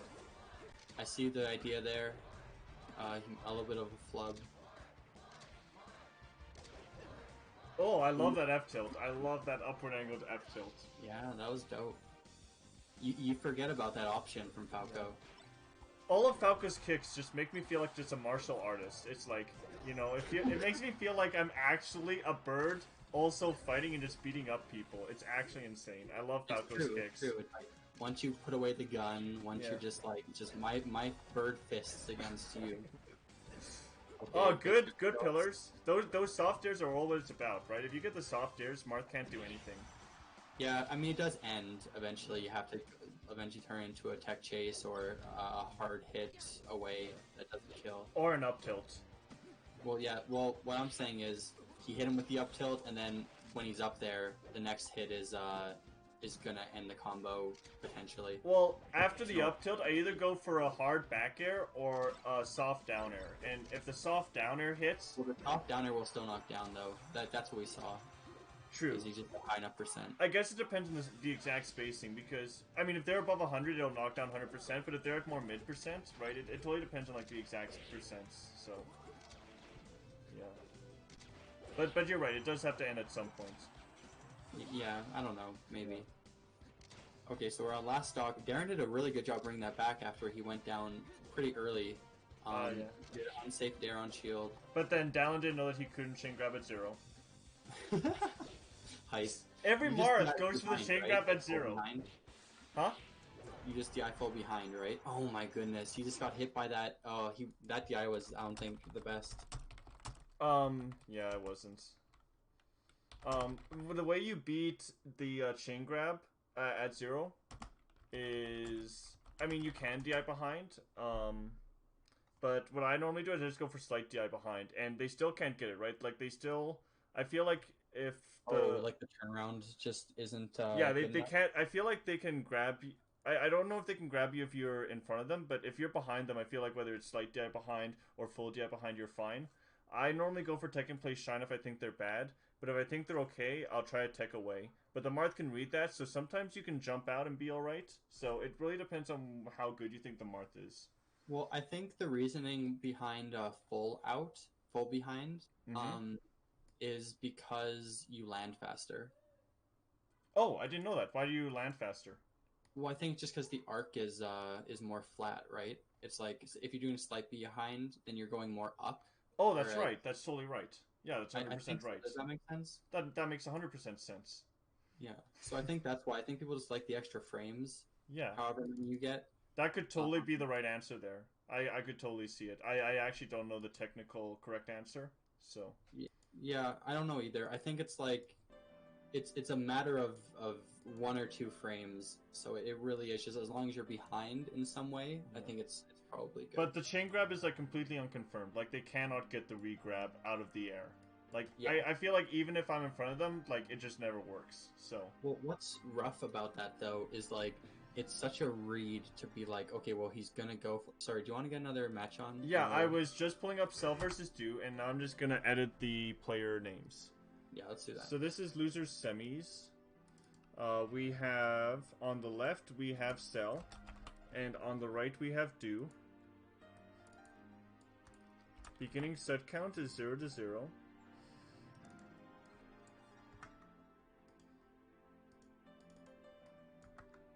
Also, thanks for upping in the Discord, Evan. It's really been nice talking to you on the stream. Yeah, I mean this is all I've done today, but yeah, like in terms of helping out. I know it's an enter today, so if there's any way that we can, as a community, make that work, like let you be a competitor, like I mean, as long as we have, because Simon couldn't stream this week, that's why I wanted to stream, but I also wanted to compete. But then I'm like, what if I mess up the volume, and also I can't be stoned while I'm streaming and playing at the same time? So I'm like, nah, I just won't do it. I just won't be stoned tonight. So yeah, that was sort of my thought process. Can I start the game? Yes, I was just about to turn off the music and go. Yeah, we should just start the game for the viewer, and then yeah, we can. Yeah, it's just that I have background music playing, so I just have to make sure I stop that first, so it's not interfering with the game audio. Yeah. Okay.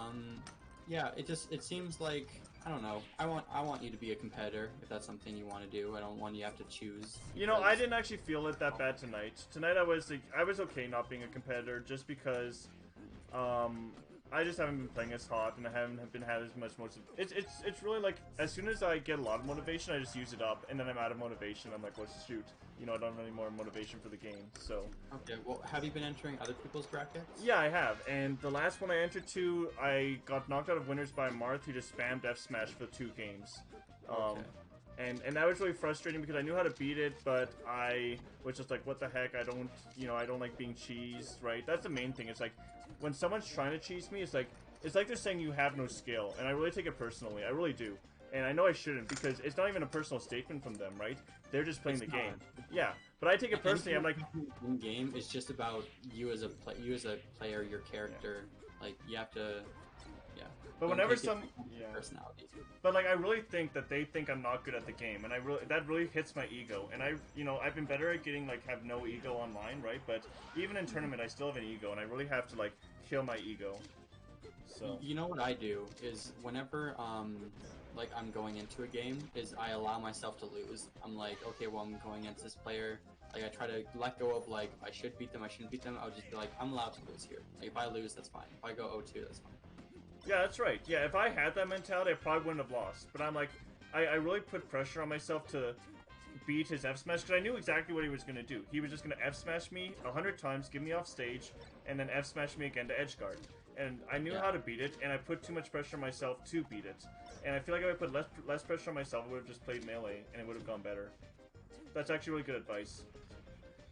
And it's just, yeah, I understand that though. It's like when you're playing against a stranger, it's kind of scary to think what they might think of you, just based on your play, making assumptions. But yeah. So what do we have here? We have PoppinFresh versus. No, this is Cell. This is Cell. The other Blue Falco. Right? Yeah. Yeah. Cell versus Do. Okay, well, we're seeing Cell's proficiency in Sheik. I think that's something that's common in other regions around the world. Yeah. It's just really knowing how to crack down on some of your Sheik punishes. I don't know if you were in the Discord call when I said this, but his only losses were against Captain Face Roll and Squid, but I actually believe he took a game from Captain Face Roll. So this might actually be one of his better matchups. Okay. I'm interested in seeing how he's gonna punish Sheik, because just as a Falco player in this region, I feel like, I don't know, I don't really see a lot of like, or it's just not talked about the bread and butter follow-ups against this character. Yeah. I'm just seeing what we're gonna see. One of the interesting thing is he was approaching on top of the Sheik. That's not bread and butter. That's Yeah. not standard. One Sorry, over. what were you I was saying that there was an instance where I saw Cell approach on top of the Sheik when the Sheik was on a platform, and that's something that I'm not as used to. I'm used to approaching horizontally with lasers, so that was really interesting. You know, approaching. I'm gonna pay more attention to that next game, where if the Sheik's on the platform, maybe approaching with a falling down air. That's interesting. I think people are scared about that because it's very technical to fall through their shield enough to get a late down air. Yeah, yeah, exactly. You don't want the high on shield down air, and I think they'll be really ready for that if you come from above. Yeah, 100%.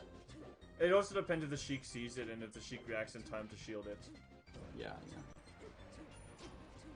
Going for the edge cancel, slightly misses. Okay. I like that tech chase, that's clean. Yeah. Slight misspacing, but dude misses the meter cancel.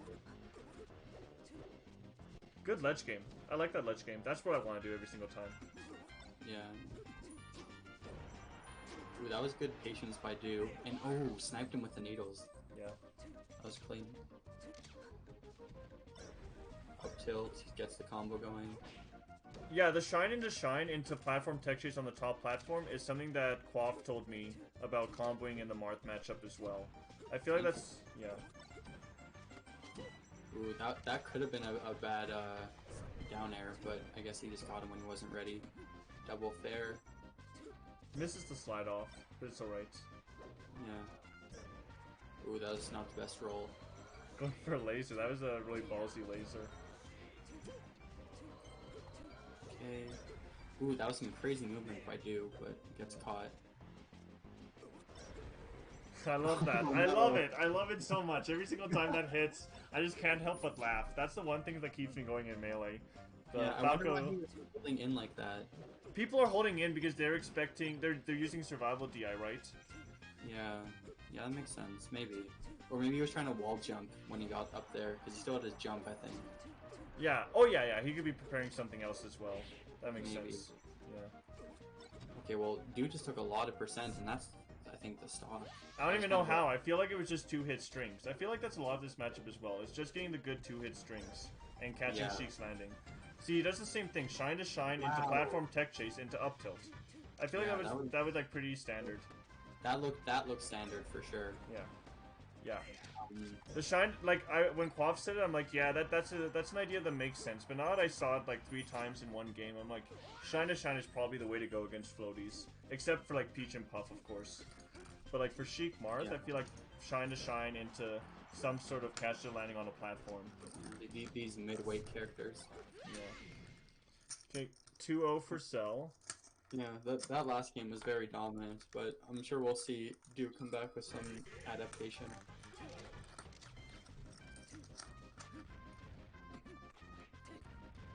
And this is kind of what I want to see from Duke more too, is this, like, the tech chase.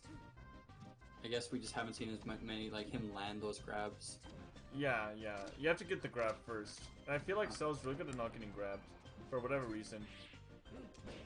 Okay, misses the tech. Got the dash attack. This is a great punish. Yeah, Cell missed all his techs. Okay, and caught him slipping. He maybe could have down aired there, but there's the down air. Yeah. Caught him slippy. Caught him slippy. Ooh, that was weird. He got the stale shine into back air. Yeah. Okay, you see the shine. Goes for the platform tech chase. And then calls out his movement with the back air.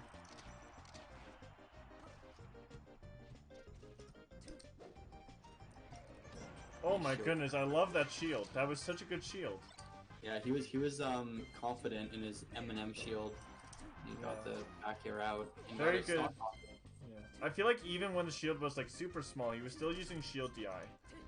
So yeah. Well, it's always deceptive. Like you're like, well, there's so much to shield poke, but as long as you're not getting shield broken, like it can still do you some good. Yeah. Especially if you know, like, the path of the move that they're using, you know, as long as you know, like, Sheik F tilt works in this way, you can do it. That's very true. That's smart. Yeah, that's something that Laud talks about a lot. Is just like knowing how moves interact with, like the models interact. Well, again, it's all about predicting what the engine's gonna do, right? Yeah, yeah. Like, that's true. half the game. The other half is predicting what the player's gonna do.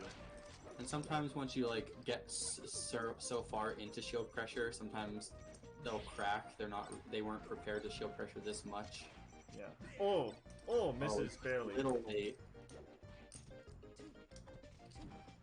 Okay, you see the back areas. Ed trying to keep him in the corner. We see him break out. Oh, calls out his movement. I think that might be it. It's 3 out. So that was losers semis. Turn on the music.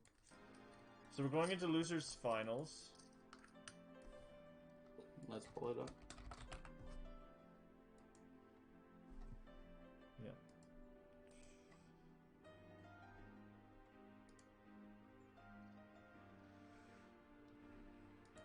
So I guess now we have Cell versus... Who would it be? Darren. Yeah. So we're gonna have Falco Dittos. That's I just cool. have to actually. Stop it. I don't think I have the Slippy. Let me see. I'm gonna try downloading this.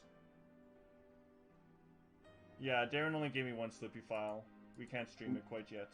Maybe Cell can give it to you. True. I'm gonna DM Cell. Yeah, we're gonna be right back. Sorry, viewer. I want to apologize to our one viewer.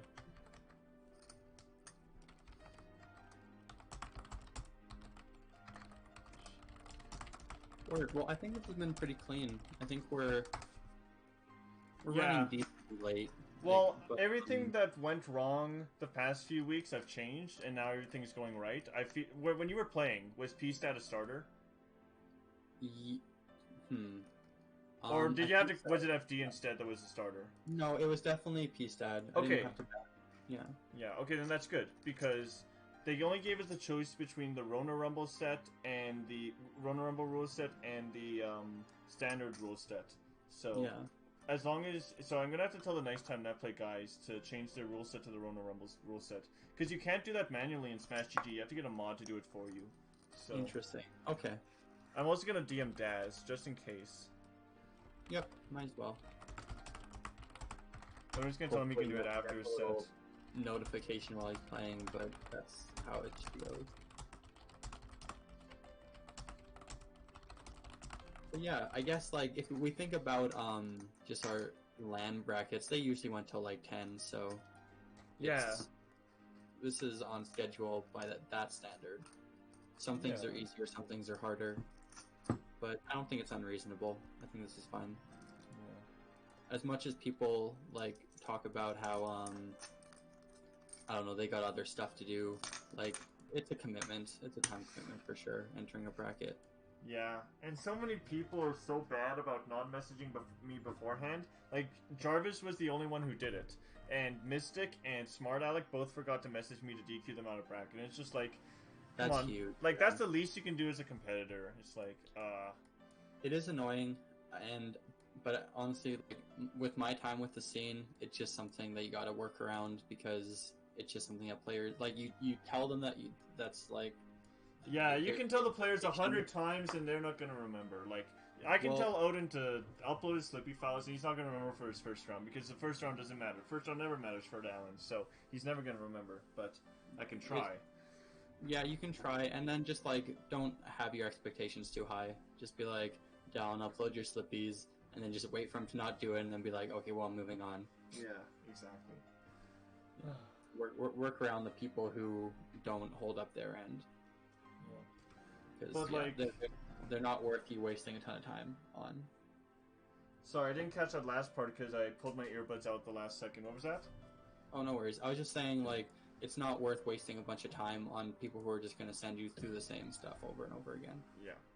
We can play the one Slippy file that Darren gave me, actually. Do you know if it's game 1? It actually says game 2. Okay. So, Game 2. Who won? We don't know. I guess it doesn't matter enough what it is. Because we'll just... Oh wait, no, that's just the Slippy name. Is game_20200AT3T. Yeah, it's this is probably game 1 actually, but actually, sure, we can play it. It's not even a big deal. Yeah. And maybe by the time we're done, we're gonna get the other Slippy file. Yeah. Here. So it looks like Darren got the first hit. Down air. Oh, I don't even know who's who. So Darren is actual. Yeah, I have to rename this. I didn't rename it yet. Now he could be taking 28% here, Cell, but that could just be the melee thing where the numbers just kind of fly around a lot before you actually know what percent you land. Oh, could be 28%, could be further. Yeah, 28, like I thought. Nice follow-up. I feel like, yeah, it's hard to get Falco on that platform. Hits him with the back end of F smash and then gets the edge guard. That was clean. Darren coming strong out of the gates. Darren's very good at fighting new players. He's been to majors. He understands what it's like to just have to I don't know, come out of the gate strong and just be ready for anything. Yeah, yeah. And I feel like he's someone who's very good at just like international melee, just like playing whoever he needs to and playing his best game. I can see it. I mean, I don't know much about Falco, so I actually don't know what he does well. I feel like Darren's like best tools are his shield pressure and punish game, but I have no idea what his neutral ideas are because he normally just overloads me. You know, I don't know anything about like the nuance, Darren. I only know about like the raw, I'm gonna beat you, Darren, you know? Yeah, you don't really know how he gets there, but you know the result. Yeah. Well, we can do our best and just look at what we see.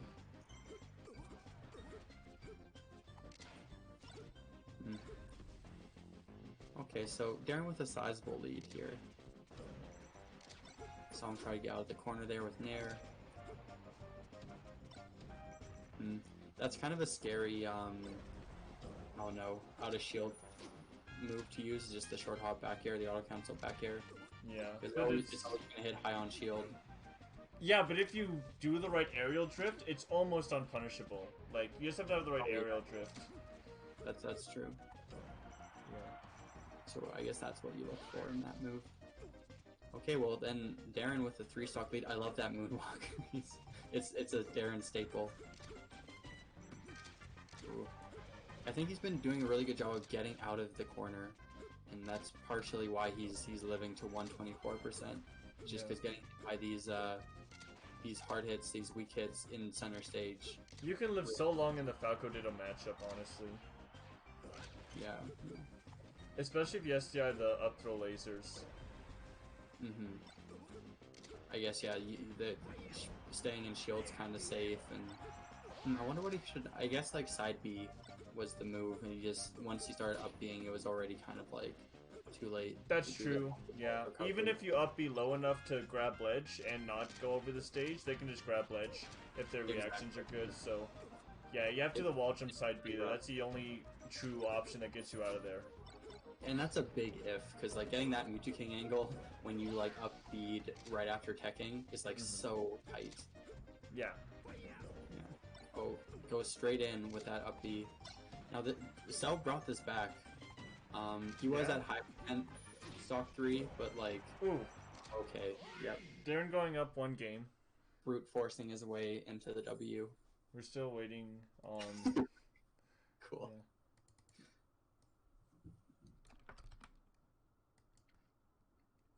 It's funny because I only heard about the difference between the Mangle and the Mewtwo King angle from that one video that's like, what is a Mewtwo King angle or something? It's like some random video.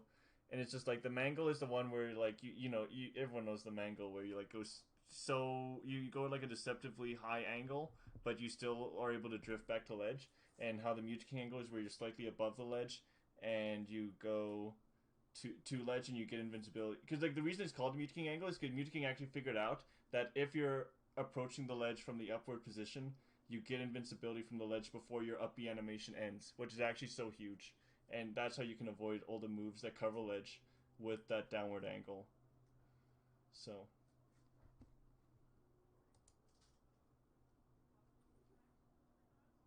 New unreads, good games. Yeah, it looks like Daz is out of bracket. I asked him to send them again. Yeah, I but, only got one file. I only got one file. I can snip it. Yeah, no, it's fine. We believe, but that's weird. I think sometimes like you try to highlight all the files and then send them to a zip, but sometimes like you might have just only like left clicked instead of right clicked or whatever. Yeah, well, I only got one file and it wasn't zipped at all. So. Yeah. Interesting. So he probably just forgot to zip. It happens. Yeah. Yeah.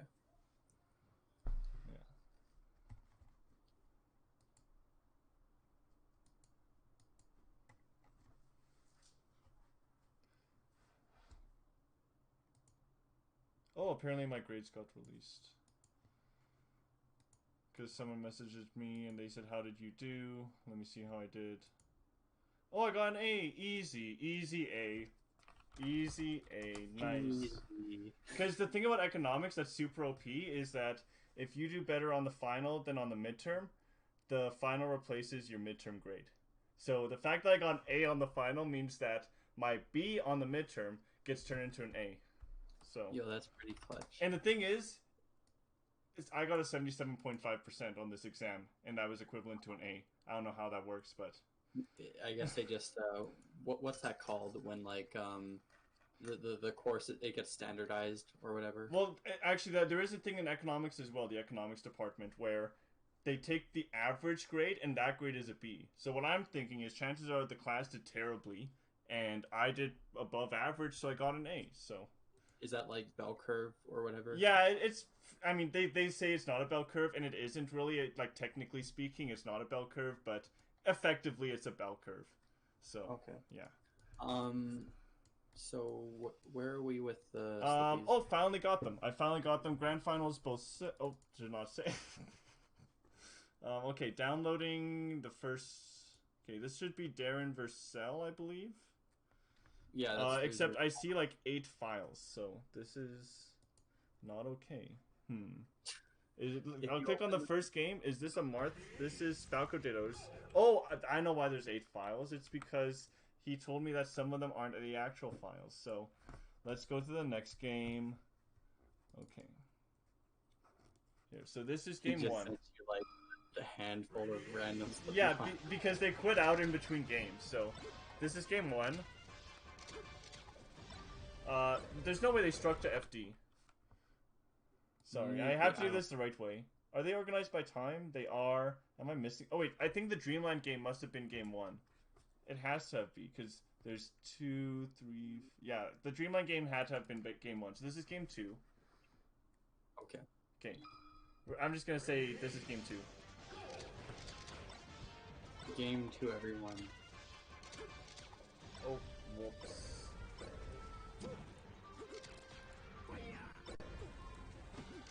When you get it up and running, remember to stream. To stream what? Just stream. Bear with me. Oh yes, I did get it up and running, and I did forget to do that.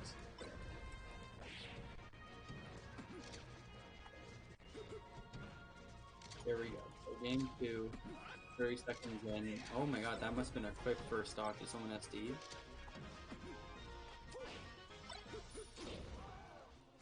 Not sure if Nick has his mic working. Oh, my mic is on.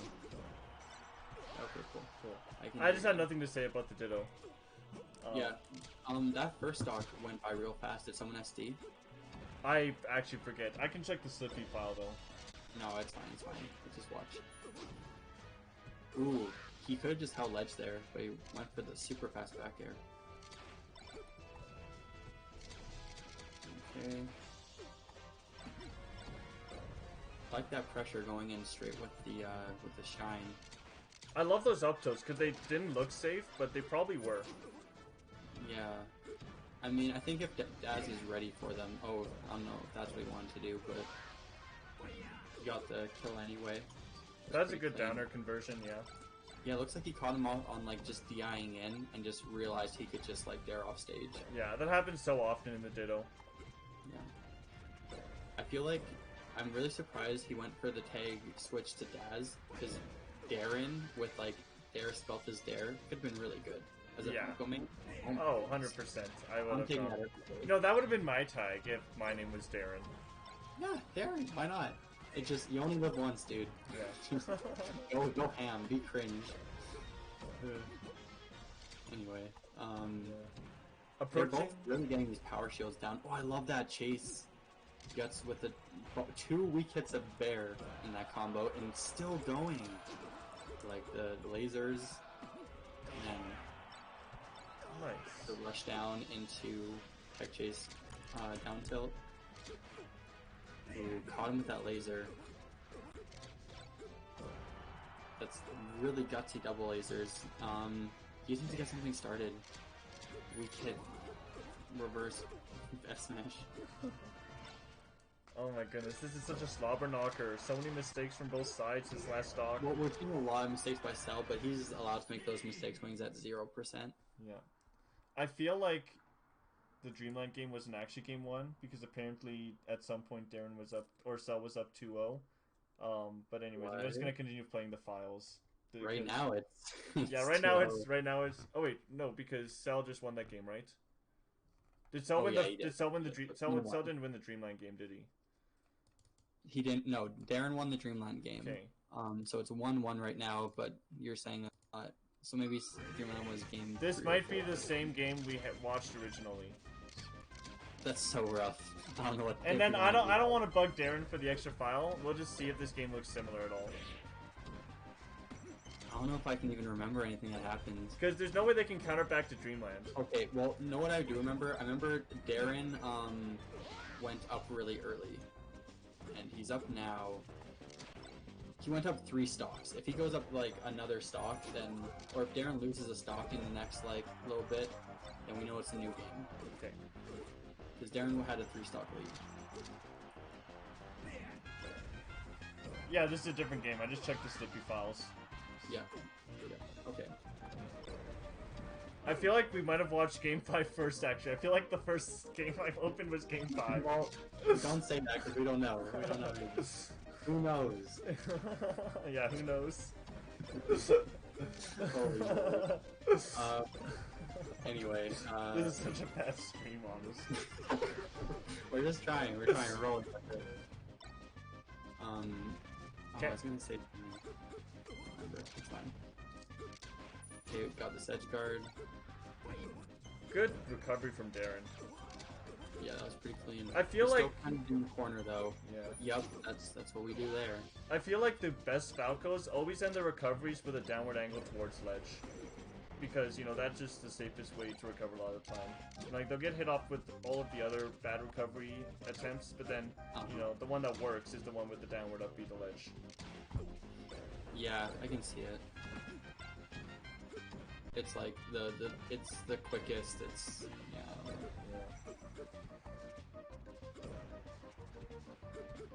know. Ooh, he went for that twice. I think Darren was kind of ready with the DI that time, or the spacing was just a little off. I love that pressure, the jab and then dash away. To like bait out an option. He went for 2 down tilts. Also, Darren missing the punishes on these over the stage side Bs. Even though like that is hard to punish, I know how. Look at that coverage of the arms attack into the down tilt. That was so good. Yeah. I'm sorry. Oh no. Darren, okay, but Darren deserves that. Yeah. He was like on point with his DI and his survivability. Yeah. He was just, yeah, that was really good.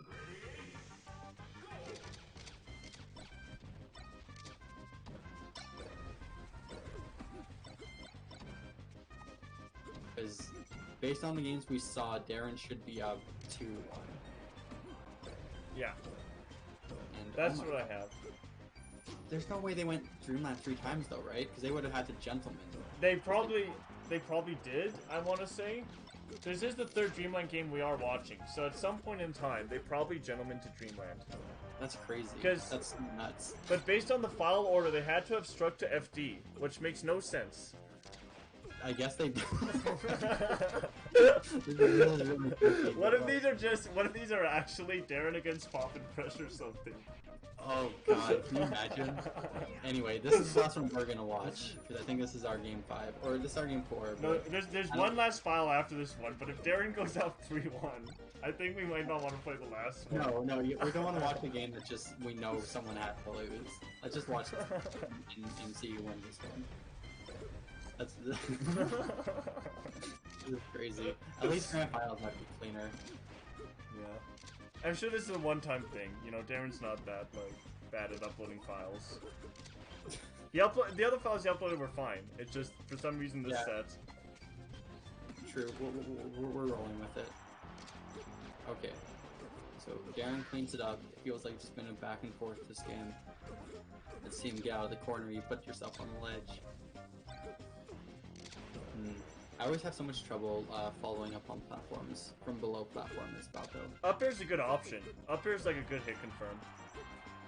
Does it work on this stage as well? You have to know their tech option, right? Because up air can only cover 1, maybe 2 tech options. So. And I feel like you can't really drift as much on this stage just because the platform's so high. But like, if you get an up air, it can true confirm into another up air or into a down air if they DI off stage, right? Like, I'm not doubting that it's really, really good. Yeah. But I think the trouble on Dreamland especially is just like, timing it and hitting the up air is really hard. Yeah. Oh no! I feel like he's kind of throwing this one away. Kind of. He's still alive. I don't think Darren's... Oh, and yep, there's a stock. I take it all back. Yep. Okay, rinse and repeat. I think he still has one more chance.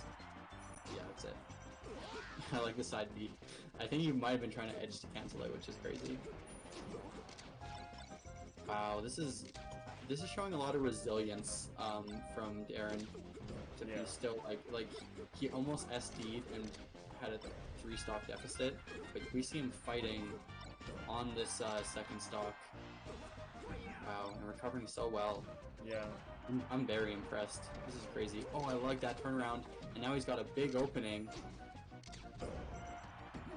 Okay. Still has a chance to live here. Oh, barely misses the shorten. Hate to see it. Was that like a mid-shorten, I think? Yeah, I don't know. That's awkward timing. Yeah. Okay, gets the shine follow-up. Counter hit. I think Self can recover here. Yep, he does. Maybe he gets a little antsy, I'm not sure. And now we're on last stock.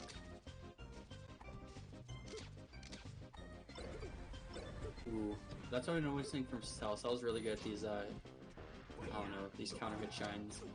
Challenge shield. Ooh, nice. Okay, Darren in the corner. Bad roll. Oh, good sledge. I shouldn't say bad roll, because it's just an option. He could have totally gotten away with it. I think everyone's just so used to saying, like, oh, don't roll from corner ever, but, like, it's still an option. It is. It's all about the players. Like, yeah. It's all about what options the players are covering. Darren still has to get a follow-up, but I don't doubt he can after he turned this around and brought this back.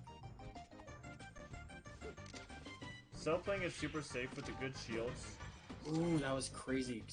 Wow, this is so crazy. Oh my god, the 0 to death? Nice one by Darren. Wow. That was such a good follow-up. And let's go into the grand finals, because that's... We streamed a 3-1 set, but it was actually a 3-2 set. Just so this set was 3-2. We didn't know the order of the games, or, Yeah, it was some weirdness in the Slippy files being sent. No one's fault, but we're just going to move on. Okay. And now we got our last set of the night. Darren. Versus Daz versus Odin. Darren. We all know these people, the celebrities in the AP melee scene. If you're not from AP, you will not understand. So let's get some background. Darren has been a top player in our scene for a while, Falco player. He has an older brother who's also on the PR, and they just rain terror on local brackets from Calgary. And then Dallin, he's been in the scene for a while, but he kind of made a comeback halfway through his career plays Marth, and recently he's been on the last few PRs, so he's established himself as a top player. Now waiting in winner signed to grand finals. Looks like we're striking to Battlefield for game 1. Yeah, I just have to get the names right. Just give me 1 second. Yeah, no worries. Since quarantine started and we've been doing Netplay tournaments, I think Dallin has been pretty on top of our local quarantine brackets, and also he's been doing well in like Fraser Valley online brackets and BC or Sask hosts. Yeah, I feel like Dallin is just really good at winning at melee. Because that's a skill. Yeah. You know, like, you can talk about the ideas, you can talk about the shield pressure, right? But at the end of the day, are they actually practically a good player that's going to win at melee? And Dallin's really good at winning at melee. Like, if I have to be honest, like, I don't know what makes Dallin a good player, because all of his ideas look stupid to me, right? Nothing in this game what matters more in the grand scheme as winning in melee. If you can win at melee, you'll win all your games. Exactly. Right, and there's so much that goes into it that, like, if you just have the right algorithm, I feel like Dallin just has the right algorithm to win at melee. Yes. So. Not to take away from Dallin, he's sick. Oh my goodness, that was so bad. And Darren knows it, and then that's really bad, and this is really goofy. I can't believe them. Okay, it's 3 stock melee. Let's start for real now. Yeah. I like this combo. Like 51% off of Dare Shine, that's pretty good. Against Marth, absolutely. Ooh, that was so clean. Coming down with the laser, but then going for the grab was like the one instance in which he wins that interaction. That was so good. Okay, we have him in the corner, acting out that F smash on the shield is not safe. I think that really matters. Against Dallin, against Falco. I think it's like... Being safe on shield, 100%. Well, and just like how well is Darren going to capitalize on an unsafe F smash on shield?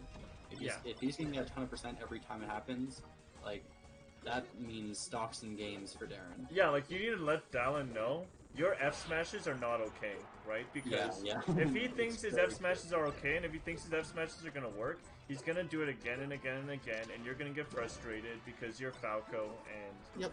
You just don't want to give him a single win on those unsafe F smashes. Yeah. You want to, like, if he's gonna keep doing them and they're not gonna work, yeah, you want that to happen, but yeah, I don't know. You want to move on from that meta as soon as you can. Yeah, that's just bad melee. Yeah. Okay. Nice, he called it out. I think Dallin got away with that the last time, so he adapted. Although, I think you can just, like, jump up every time with a fair. You don't have to just do an idle, You can always challenge the invincibility as Marth there. Oh, we get a bit of a platform tech chase. 91%, and Darren's still going in. I love that PC drop from Darren. Yeah. It saves frames on what's a very awkward way to grab ledge. How do you do that drop again? PC drop, it's literally just if you have walking momentum, you just quickly turn around, and your low traction will make you fall off and grab ledge. Oh, that's pretty smart. Yeah. You should try it sometime. PC drops are really cool. It's pretty precise though. It's like pretty frame tight. Gotcha. Yeah. So Darren going up 1 game. Yep. I think Battlefield is a pretty decent stage for Falco. Being able to escape that top platform, the fact that Marth has to, I think he can full hop up air. Yeah, I mean, I always hated Battlefield. You know, I auto-banned Battlefield, and I let Marth take me to FD over Battlefield just because I don't like the matchup or in general. In general as well as against Marth. But hey, Darren won that game, right? Darren won game 1? Yes, he did. Cool. Playing game 2. I just don't like Battlefield because of the ledge. And I die so often to the ledge, I just want to eliminate it, so... That's true. The on-stage parts, though, are really good for Falco. The fact that there's not enough space for people to get away from you. the fact that top platform you can reach it a lot. Top platform is just so good for you, and not as good for other characters. Against Fox, it's really good to escape. Top platform is the home of the Spaceys. It really is, especially the Falco. Because you have so many options from top platform, and it helps you get stage control so easier because you fall so fast, right? It's much easier to get out of top platform pressure than corner pressure, so I totally see it. Oh well, that didn't kill. Darren holding his own here. I like that. Oh, that safe pressure with the shield grab. Shield grab's so good against these characters that don't have the best out of shield games. Like that, who well actually just have an average out of shield game. If you're not Fox, shield grab is really good, or shine grab. Sorry. Yeah, I don't know. So Dowling cleaning up that stock. They're both at high percent. Now it's all about Darren being patient and able to clean up this stock without getting chain grabbed, without ooh, that was so smart. He was trying to do that low aerial on shield. Dallin was ready for to get a grab. He probably could have been a little more in his face there. Jab, back air. Nice. Yeah, to beat the counter 100%, but it's like, I always lose the counter. I don't know. I always miss the timing. Scary. Cheesy grab. I heard your exasperated gasp. Every single time I see something that shouldn't work, it just comes out. I can't control it. Especially because I've been lone playing melee so long. It's like anytime I see something that shouldn't work, it's just I hate it. And you play this character, you can see yourself in this Falco. Exactly. That's exactly it. And every time Amar, what was the idea behind that grab? There was no idea, but Dallin still went for it. He's like, I hope this works, you know? It's like... That was so nice. That's one of those times when it's like, it feels like Falco has 0 to death. Exactly. Yeah. That was so clean. I was so surprised he got that dare, because it looked like he was gonna whip that. This is why I say, like, I only see this in top level melee. I guess I don't watch too many games, but like, that looks like Mango. Yeah. Just the way that he got that first hit, and then he, I don't know, very disciplined with the quick double jump into dare killer combos. Well, if you're not skilled in melee, you may not even be able to notice the difference between what Darren's doing and what Mango is doing. It's so nuanced, right? I mean, yeah, that's where I'm at right now, dude. Yeah. I'm watching it and I'm just like, wow, it's just like Mango. I don't know, I love seeing these hard punishes in that is typically very skewed for punch game. Yeah, 100%. I like his recovery there. I like that he's still in this, and this might be the stock. I think, from what I've seen today, this has been Darren's strongest point. It's just being able to play when he's down, play from behind. Yeah, He's I feel like he doesn't give up. His determination is really something to be admired. I found that in my playstyle as well. You know, it's like obviously not on the same level, right? But classic edge guard from Dallin. That was really clean. But like, I feel like unranked sort of pushes you because you're playing against a lot of bad players, but they're bad for different reasons. Some of them are bad in neutral, some of them are bad at conversion, some of them are bad at edge guarding. And if you'll never know what they're bad at unless you push them, right? And I feel like part of that's just playing a lot of unranked. You know, I've been able to see a lot of ways in which other players are bad, and a lot of ways in which I can make a comeback. So that's my take. Word up. Do you want to get the next thing going? Yeah. Here we go. So this is now 1-1, game 3. Yeah. He burned the FD counter pick, and we're going to the classic counter pick against Marth, which is Dreamland. Dallin likes this stage. He thinks it's okay because Martha has so much space. Yeah, that's fair. It's definitely like good for Marth, the fact that he can dash back a lot. He can, I don't know, evade Falco's pressure. And this is like Darren or Odin's favorite matchup. Yeah. Is you know, Dallin's Ken combo there was so good, and the recovery was so good. That was just such a good sequence. It was I like really that. good awareness to just go for that dare. And I think he had to do the side B to recover, and he did do the side B, and he recovered. Really? So that's such a that's a Marth thing, dude. I wouldn't even know. I would have thought he could have just double jumped and up beat, but that's very cool. I like that a lot. We got an even game. Darren in chain grab percent though. Yeah. And a little closer to being out of his crouch cancel percent. That was a nice power shield by Dallin. Yeah. Here we're gonna get a pillar combo of some sort, but Dallin lands too quick for him to get the follow up. Jab reset, a little late, but he still gets the pressure. Ooh, he went for that, and I don't think it paid off. Yeah. Dallin kind of flubbed the edge guard. Gets out of the corner, gets the grab. Good slide off. Good slide off, but it looks like Dallin's kind of ready for it. Yeah. One thing that Quaff told me is that if the Marth is following up after the slide off, you have to jump as soon as you can, and I think you can buffer the jump after the slide off. So Word. I don't think it's something that's technically hard. It's just something not a lot of players think of. And I haven't even done it yet. You know, I haven't even applied what Quaff told me, but yeah.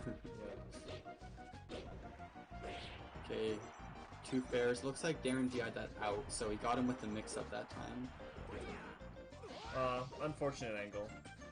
Yeah, he missed it. It looks like that F smash might have hit, but maybe not. Yeah, I think Darren was dead regardless. So yeah. Ooh, just a nice corner pressure from Dallin. Whiffs the grab. Nice platform game by Darren. Okay, tries to get out of the corner with that dare. Ooh, I like that. That was clean. I like down smash. Down smash is so good. I like down smash too. It's actually Falco's fastest smash attack. Wow. Do you see that double jump sweet spot? Like Yeah. getting around the down tilt? Yeah, you have to do those small finessey things to get around Marth's edge guard game. It's so scary, yeah. I don't know. It's a thing that requires a lot of confidence. I like that he knew he was gonna get that edge cancel, or teeter cancel, so he loaded up his shield early. Buffed up his shield, and yeah, we don't make it back from that. That was just a solid stock from Odin, adding on a ton of percents to Falco, and then getting out of Marthritis percents, but Laser F smash to finish the kill. yeah, that's a risky option, but he got it. Yeah. Stuck on platform. He tries to crouch cancel shine him. That was a good one, but like, I don't know. Just doesn't get close enough. Nice grab. Ooh, this is scary. Looks like Dallin kind of drops it, but he's still comboing Darren. Ooh, what does this start? I can't believe that knocked down. Oh, he had the spacing for the double F smash, but didn't go for it. I don't think anyone thinks about double up. Wow, that was crazy. He waited for the counter to end and then got the F smash. Well, I think he only was able to get that hard a punish, or at least like it was really safe because he activated the other side of the Marth counter. Oh. And I think that's because he had invincibility at the first part of the counter. So by the time he didn't have invincibility anymore, no, I don't think that's how it works. But I don't know. Yeah. That was just Yeah. I actually don't know how sliding off against Marth up tilt works, because a lot of time I try to roll the ledge, but then the slide off doesn't work, and I just saw Darren tech in place and somehow get the slide off. So maybe I need to experiment more with getting off the platform with slide off. Yeah, it's nuanced. It's not as simple as, especially with like up tilt and stuff. Yeah. The different hitboxes send you different directions, and Yeah. it's weird. I don't know the details either. I wish I did. Especially against Fox, because apparently there's some way that you can slide off his up air when he up throw tech chases you, but I can never seem to get it to work.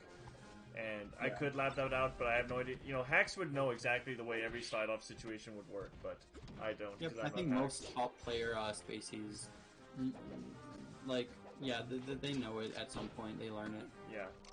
It's information that you don't know until you know, right? So it's like, there's no shame in it, just something to learn. It's a catch-22. I love it! I love it!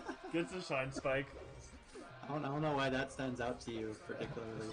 Oh, I just love doing it. It's just I laugh at it every single time it happens, because... It is kind of goofy. I think it's because they kill themselves there. Yeah, exactly. You have to tech it, right? Well, it's just like, yeah, they were just very much weren't expecting it. It's a move that should not be a kill. Like, killing with Falco Shine is just silly. Yeah. But also, like, it's, like, the Falco often, like, what I try to do is I hit them with the side of the Shine that's gonna send them into stage, right? So it doesn't matter which way they DI it. If I hit them with that side of the Shine, they're going in towards the stage, right? So they just have to know that. Yeah. This is really clean by Darren. What game are we on right now? I think this is game 4, right? Game 4 of first set grand finals, or game 4 Yeah. of the set of grand finals. Wow. Okay, well, Darren up a sizable amount. Double laser from ledge. F tilt, I like that. He really has a... Yep, okay. I really like that. I really like that going under the stage back air. So That was so clean. Darren taking FOD 3-1. So that's set 1. So knocking Odin into losers, so I'm gonna have to reset the games here. Okay. Yeah.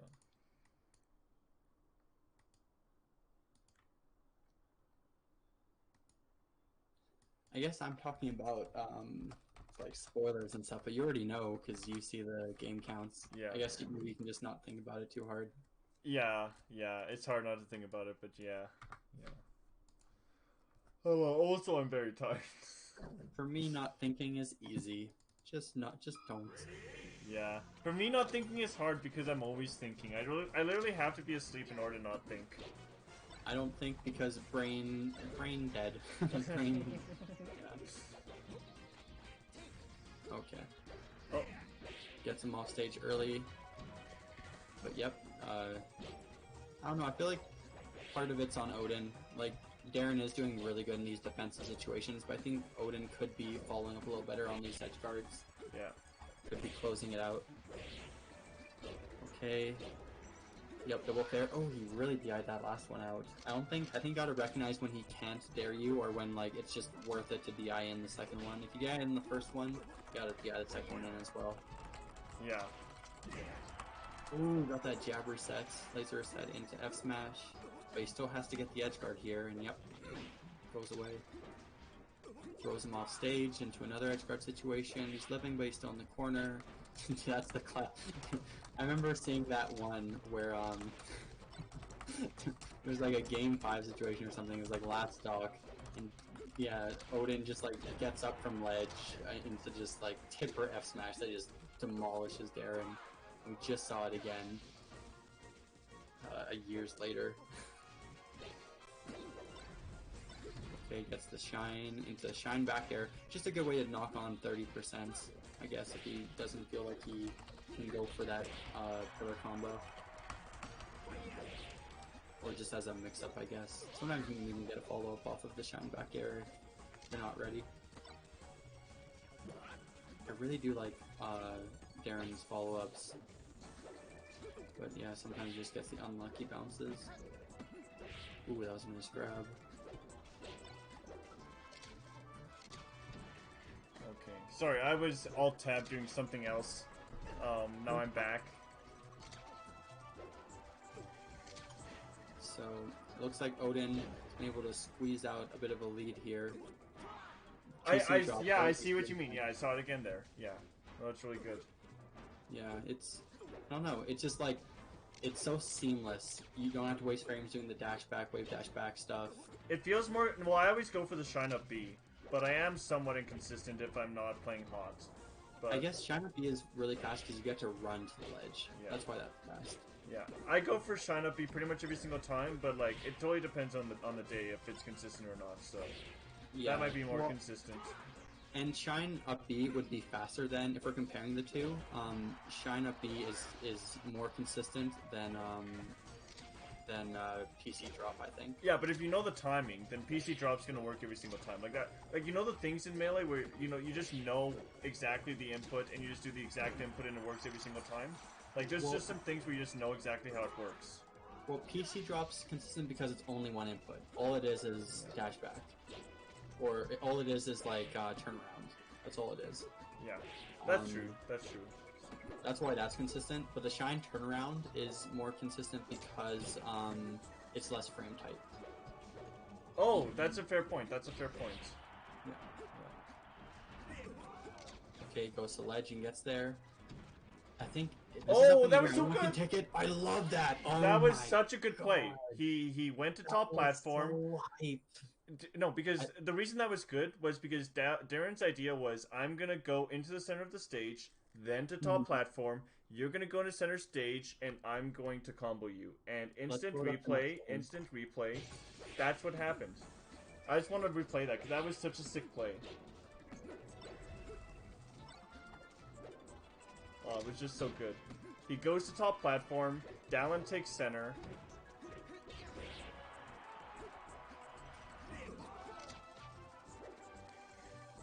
And then he hits him with the combo. Oh, so good. So good. Oh shoot, I exited by accident. Here, let's load up the next game. So Dallin counter picks to... Nope, that's... Is that the same game? 1, 2... No, here, sorry. I'm not getting the right game.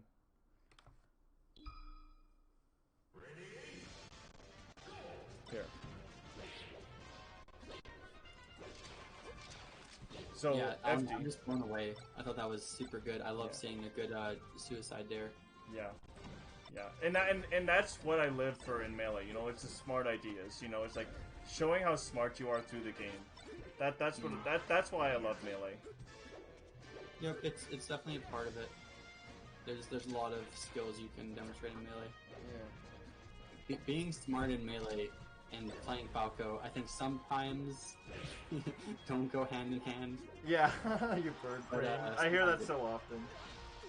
Yeah, so sometimes like, well, you just don't get the smart things. Don't really get you kills. They just they keep you alive. They get you damage. Yeah. Whereas like if you're a smart Marth player, you're gonna be taking like billions of spacey stocks every tournament. Yeah. Just because you know the algorithm. Yeah. Yeah, and there's also being smart in different ways, and Melee's good at showing that off as well, right? Like, you can be smart in one way, but you can also be smart in another way. Yep, I think, like, Melee is a space where, like, a lot of people, different kinds of people, different kinds of skills can succeed. Yeah. I feel like, you know, that's why Melee is life, you know? It's like, Melee is so similar to life in a lot of ways. It's like... Or it's just kind of like all encapsulated, what's the word? All encapsulating? Yeah, that's it. Yeah. But there's like, every single time there's a situation, there's always an analogy to life, you know? It's like... It's As just... we're talking about this, the game has kind of gone by in less than a minute. You know, life goes by in less than a minute. Who knows? life comes at you fast, just like this Marth counter picture. I feel like it's, I don't know. I want to see Darren still play this out. Yeah. And still demonstrate what he's been doing. Oh, good momentum. He got so much off that Moonwalk. Yeah, that moonwalk. I wish my moonwalks were clean. I wish I could like really like fly with my moonwalks. Yeah. But like it's kind of, I don't know. I feel like it's even less useful than PC drops. It's useful in getting the right amount of momentum. I just don't know how the momentum is supposed to work. Well, it's literally just for that offstage like back air. That's the only reason why you'd really want to do it. Yeah, I just haven't wrapped my head around it. Yeah. Like the whole movement being converted into momentum idea. Yeah. It's about when you jump. It's about like how fast you move off. And that's game 4. Two. Or is it game 2? Game 2. Yeah, Oh, there was a reset. It's game 1. Yeah. Okay. I said game 4. Okay. Moving on to game 3. Dreamland counterpick again. You know, I would take down to Yoshi's over Dreamland, just based on how well I know he likes this game, or likes the stage, and how much he doesn't like Yoshi's as much. I would always counterpick him to Yoshi's. Oh, well, he always talks about liking Yoshi's. I think Dallin will talk about how he likes every stage. True. Maybe that's the mind game. He's just trying to confuse you counterpick wise. Yeah, I think he got you. But like honestly, I mean maybe it's just me, but I do prefer Yoshi's because you know you can kill Marth off the top with Shine. I mean maybe that's just because I'm bad, but it feels so huge. I think it's like the next best stage. I think it's between Yoshi's and Dreamland. Fair point. Fair point. But what was I going to say? They're different for better reasons, and also I think Daz knows something we don't because he won the last game here. True. So I think like yeah, he's gonna push his advantage in some way. Maybe it's just because you know Falco is supposed to do better on Dreamland. Doesn't matter who I'm playing. It's a Marth. Marth should be counterpicked to Dreamland. I'm gonna counterpick every Marth to Dreamland. No, I think it's definitely it's good that you're thinking about it. You're thinking about what counterpick means to you, like what you want to accomplish Yeah. against Mark. That's so super important. Bad down tilt.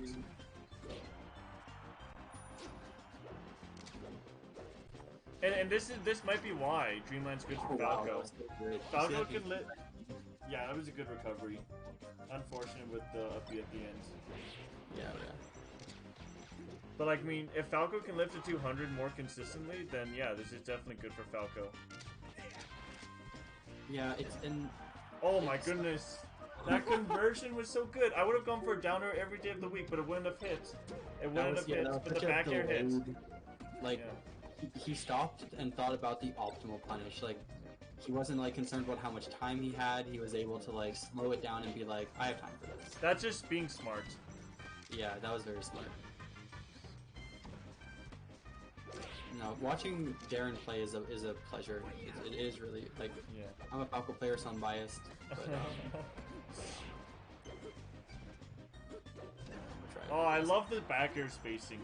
You know, it's like... Because back air as a move can cover so much space if you just know where to place it. Yeah. So.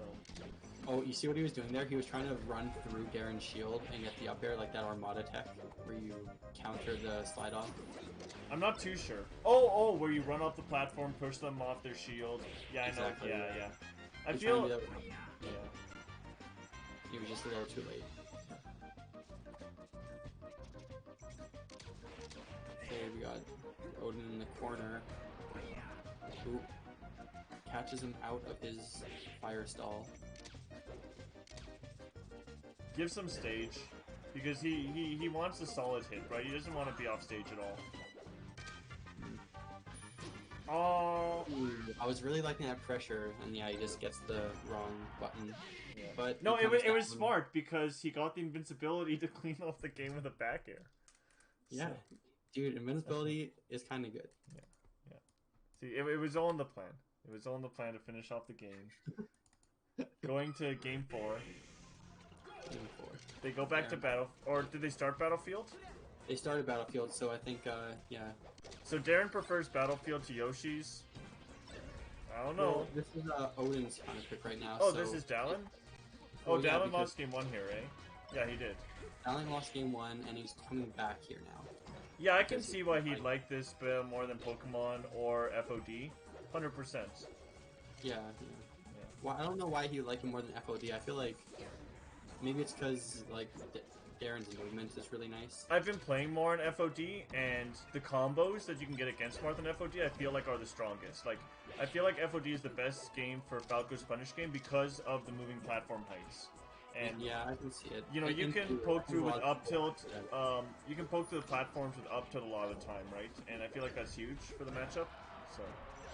Oh, I'm so surprised. Oh yeah, that was really good DI though. It, like I thought that almost might not. Oh no. Yeah. Okay. He has knew what frame to look for no invincibility. Yeah. Okay. Trying to start something. 59%. That's pretty good. Ooh, dash back grab. Yep, Yeah, bad recovery, unfortunately. Well, he's gotten that a few times. It's a weird timing thing. It's like yeah. See, and if the stage was not Battlefield, he could have been able to wall jump. So. Yep, you're right. You're right. Very true. Oh, I don't think he wanted to do that, or maybe he was just reading Odin would be closer. Yeah. Good slide off, anyways. Yeah. Oh, good laser back air. I really like that. He's been catching Darren with that a lot, and just every time it looks like I don't know, Dallin hasn't been capitalizing off of that yeah, grabbing the ledge that early. Something to lab, I guess. That was really clean by Dallin. Oh no, as I say that. That was really unclean by Dallin. Yeah, accidentally SD's at 0%. Yeah. But he still has the momentum. That's the thing. Yeah. But even though it's even, Darren still has the side offs though. I don't think Dallin has landed a successful platform tech chase as he lands a successful platform tech chase twice in a row. Yeah. I think that was a false statement. I think he does land these. He probably has landed more, but Darren's been sliding off every single time, so. Yeah. F smash. Now he's off stage. This is a bad spot for Oh, Darren. good arms attack. I love all of that, and he misses ledge dash. That was still it was hard, but I love the grit. Yeah. I love that he was still in it to win it. Oh, we have Shubins in the chat. My fear is that we're not loud enough. No, he can hear us. He's a smart Falco. Choose one and only one. Word, that's good. And he's like, gotta love a Martha SD. That's DM. I do love it when Martha SDs. It's Is like this game 5? This is game 5. He goes to Yoshi's. Wow. Yeah. Truly is the best stage in the matchup. Dude, with the FD counter pick, it doesn't feel like game 5. It'll always get me that like when a Marth like blows up a Falco on FD, it feels like a cheat code. Yeah. Like we were just talking about how it's not that bad, and I do agree. But in the current meta, yeah, it's pretty rough for Falco. Yeah, in the practically speaking, it sucks for Falco, honestly. Yeah, even exactly. against Bryce, who is not an FD Marth, he beat me on FD in tournaments. But I think I can do it against Bryce, especially. The moment I can't do it against Bryce anymore is the moment that I think the stage is bad for Falco. Word. That's a lot of things with Bryce as well, because he's not the most principled player. Odin's running away with this. Yeah, Odin's doing pretty well.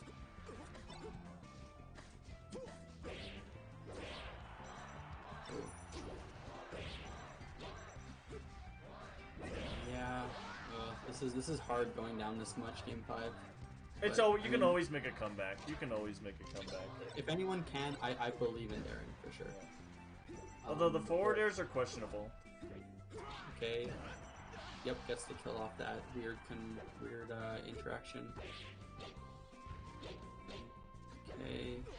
Ooh, that kill was so clean. That's Marth. That's Marth. Just- All he needs is one opening. Yep, stole it away.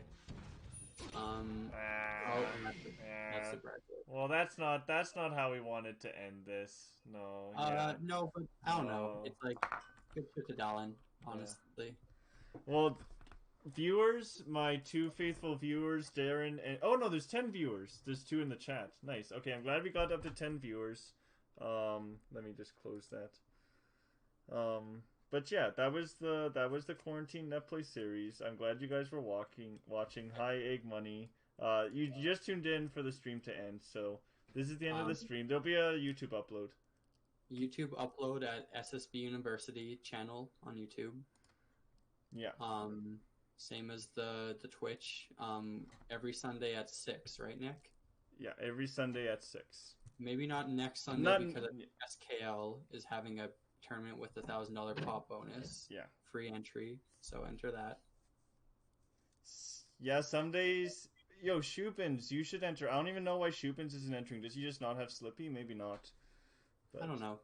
I think, yeah, this bracket ran really well. I think, yeah. I'm not even a TO, but I'm just advocating for it because I think it's, yeah. Yeah, well, part of it was we had a DQ timer, so we didn't have to worry about DQ, so all the players got auto-DQ'd. Yep. And, okay, Shubins has Slippy, so he just needs to enter. Enter the bracket, join the Discord, and then we're good. Yeah, there's an AB Netplay Discord. How can people find that? Is it somewhere attached to the Twitch? Do you know? I could check, but I'm too tired to put it up right now. I'm sure people can find it if they go to the Smash GG anyways, so visit the Smash GG. Yeah. Shubins is above... Shubins is... What is that? He says he doesn't want to enter? Okay, fine, if you don't want to enter, fine. Nick, don't talk to people in the chat. Yeah, okay. Isn't there? Yeah, everyone's in the Discord. I shouldn't be talking to you. Anyways, end of the stream. Thanks for tuning in, guys. Goodbye. Yep, see ya.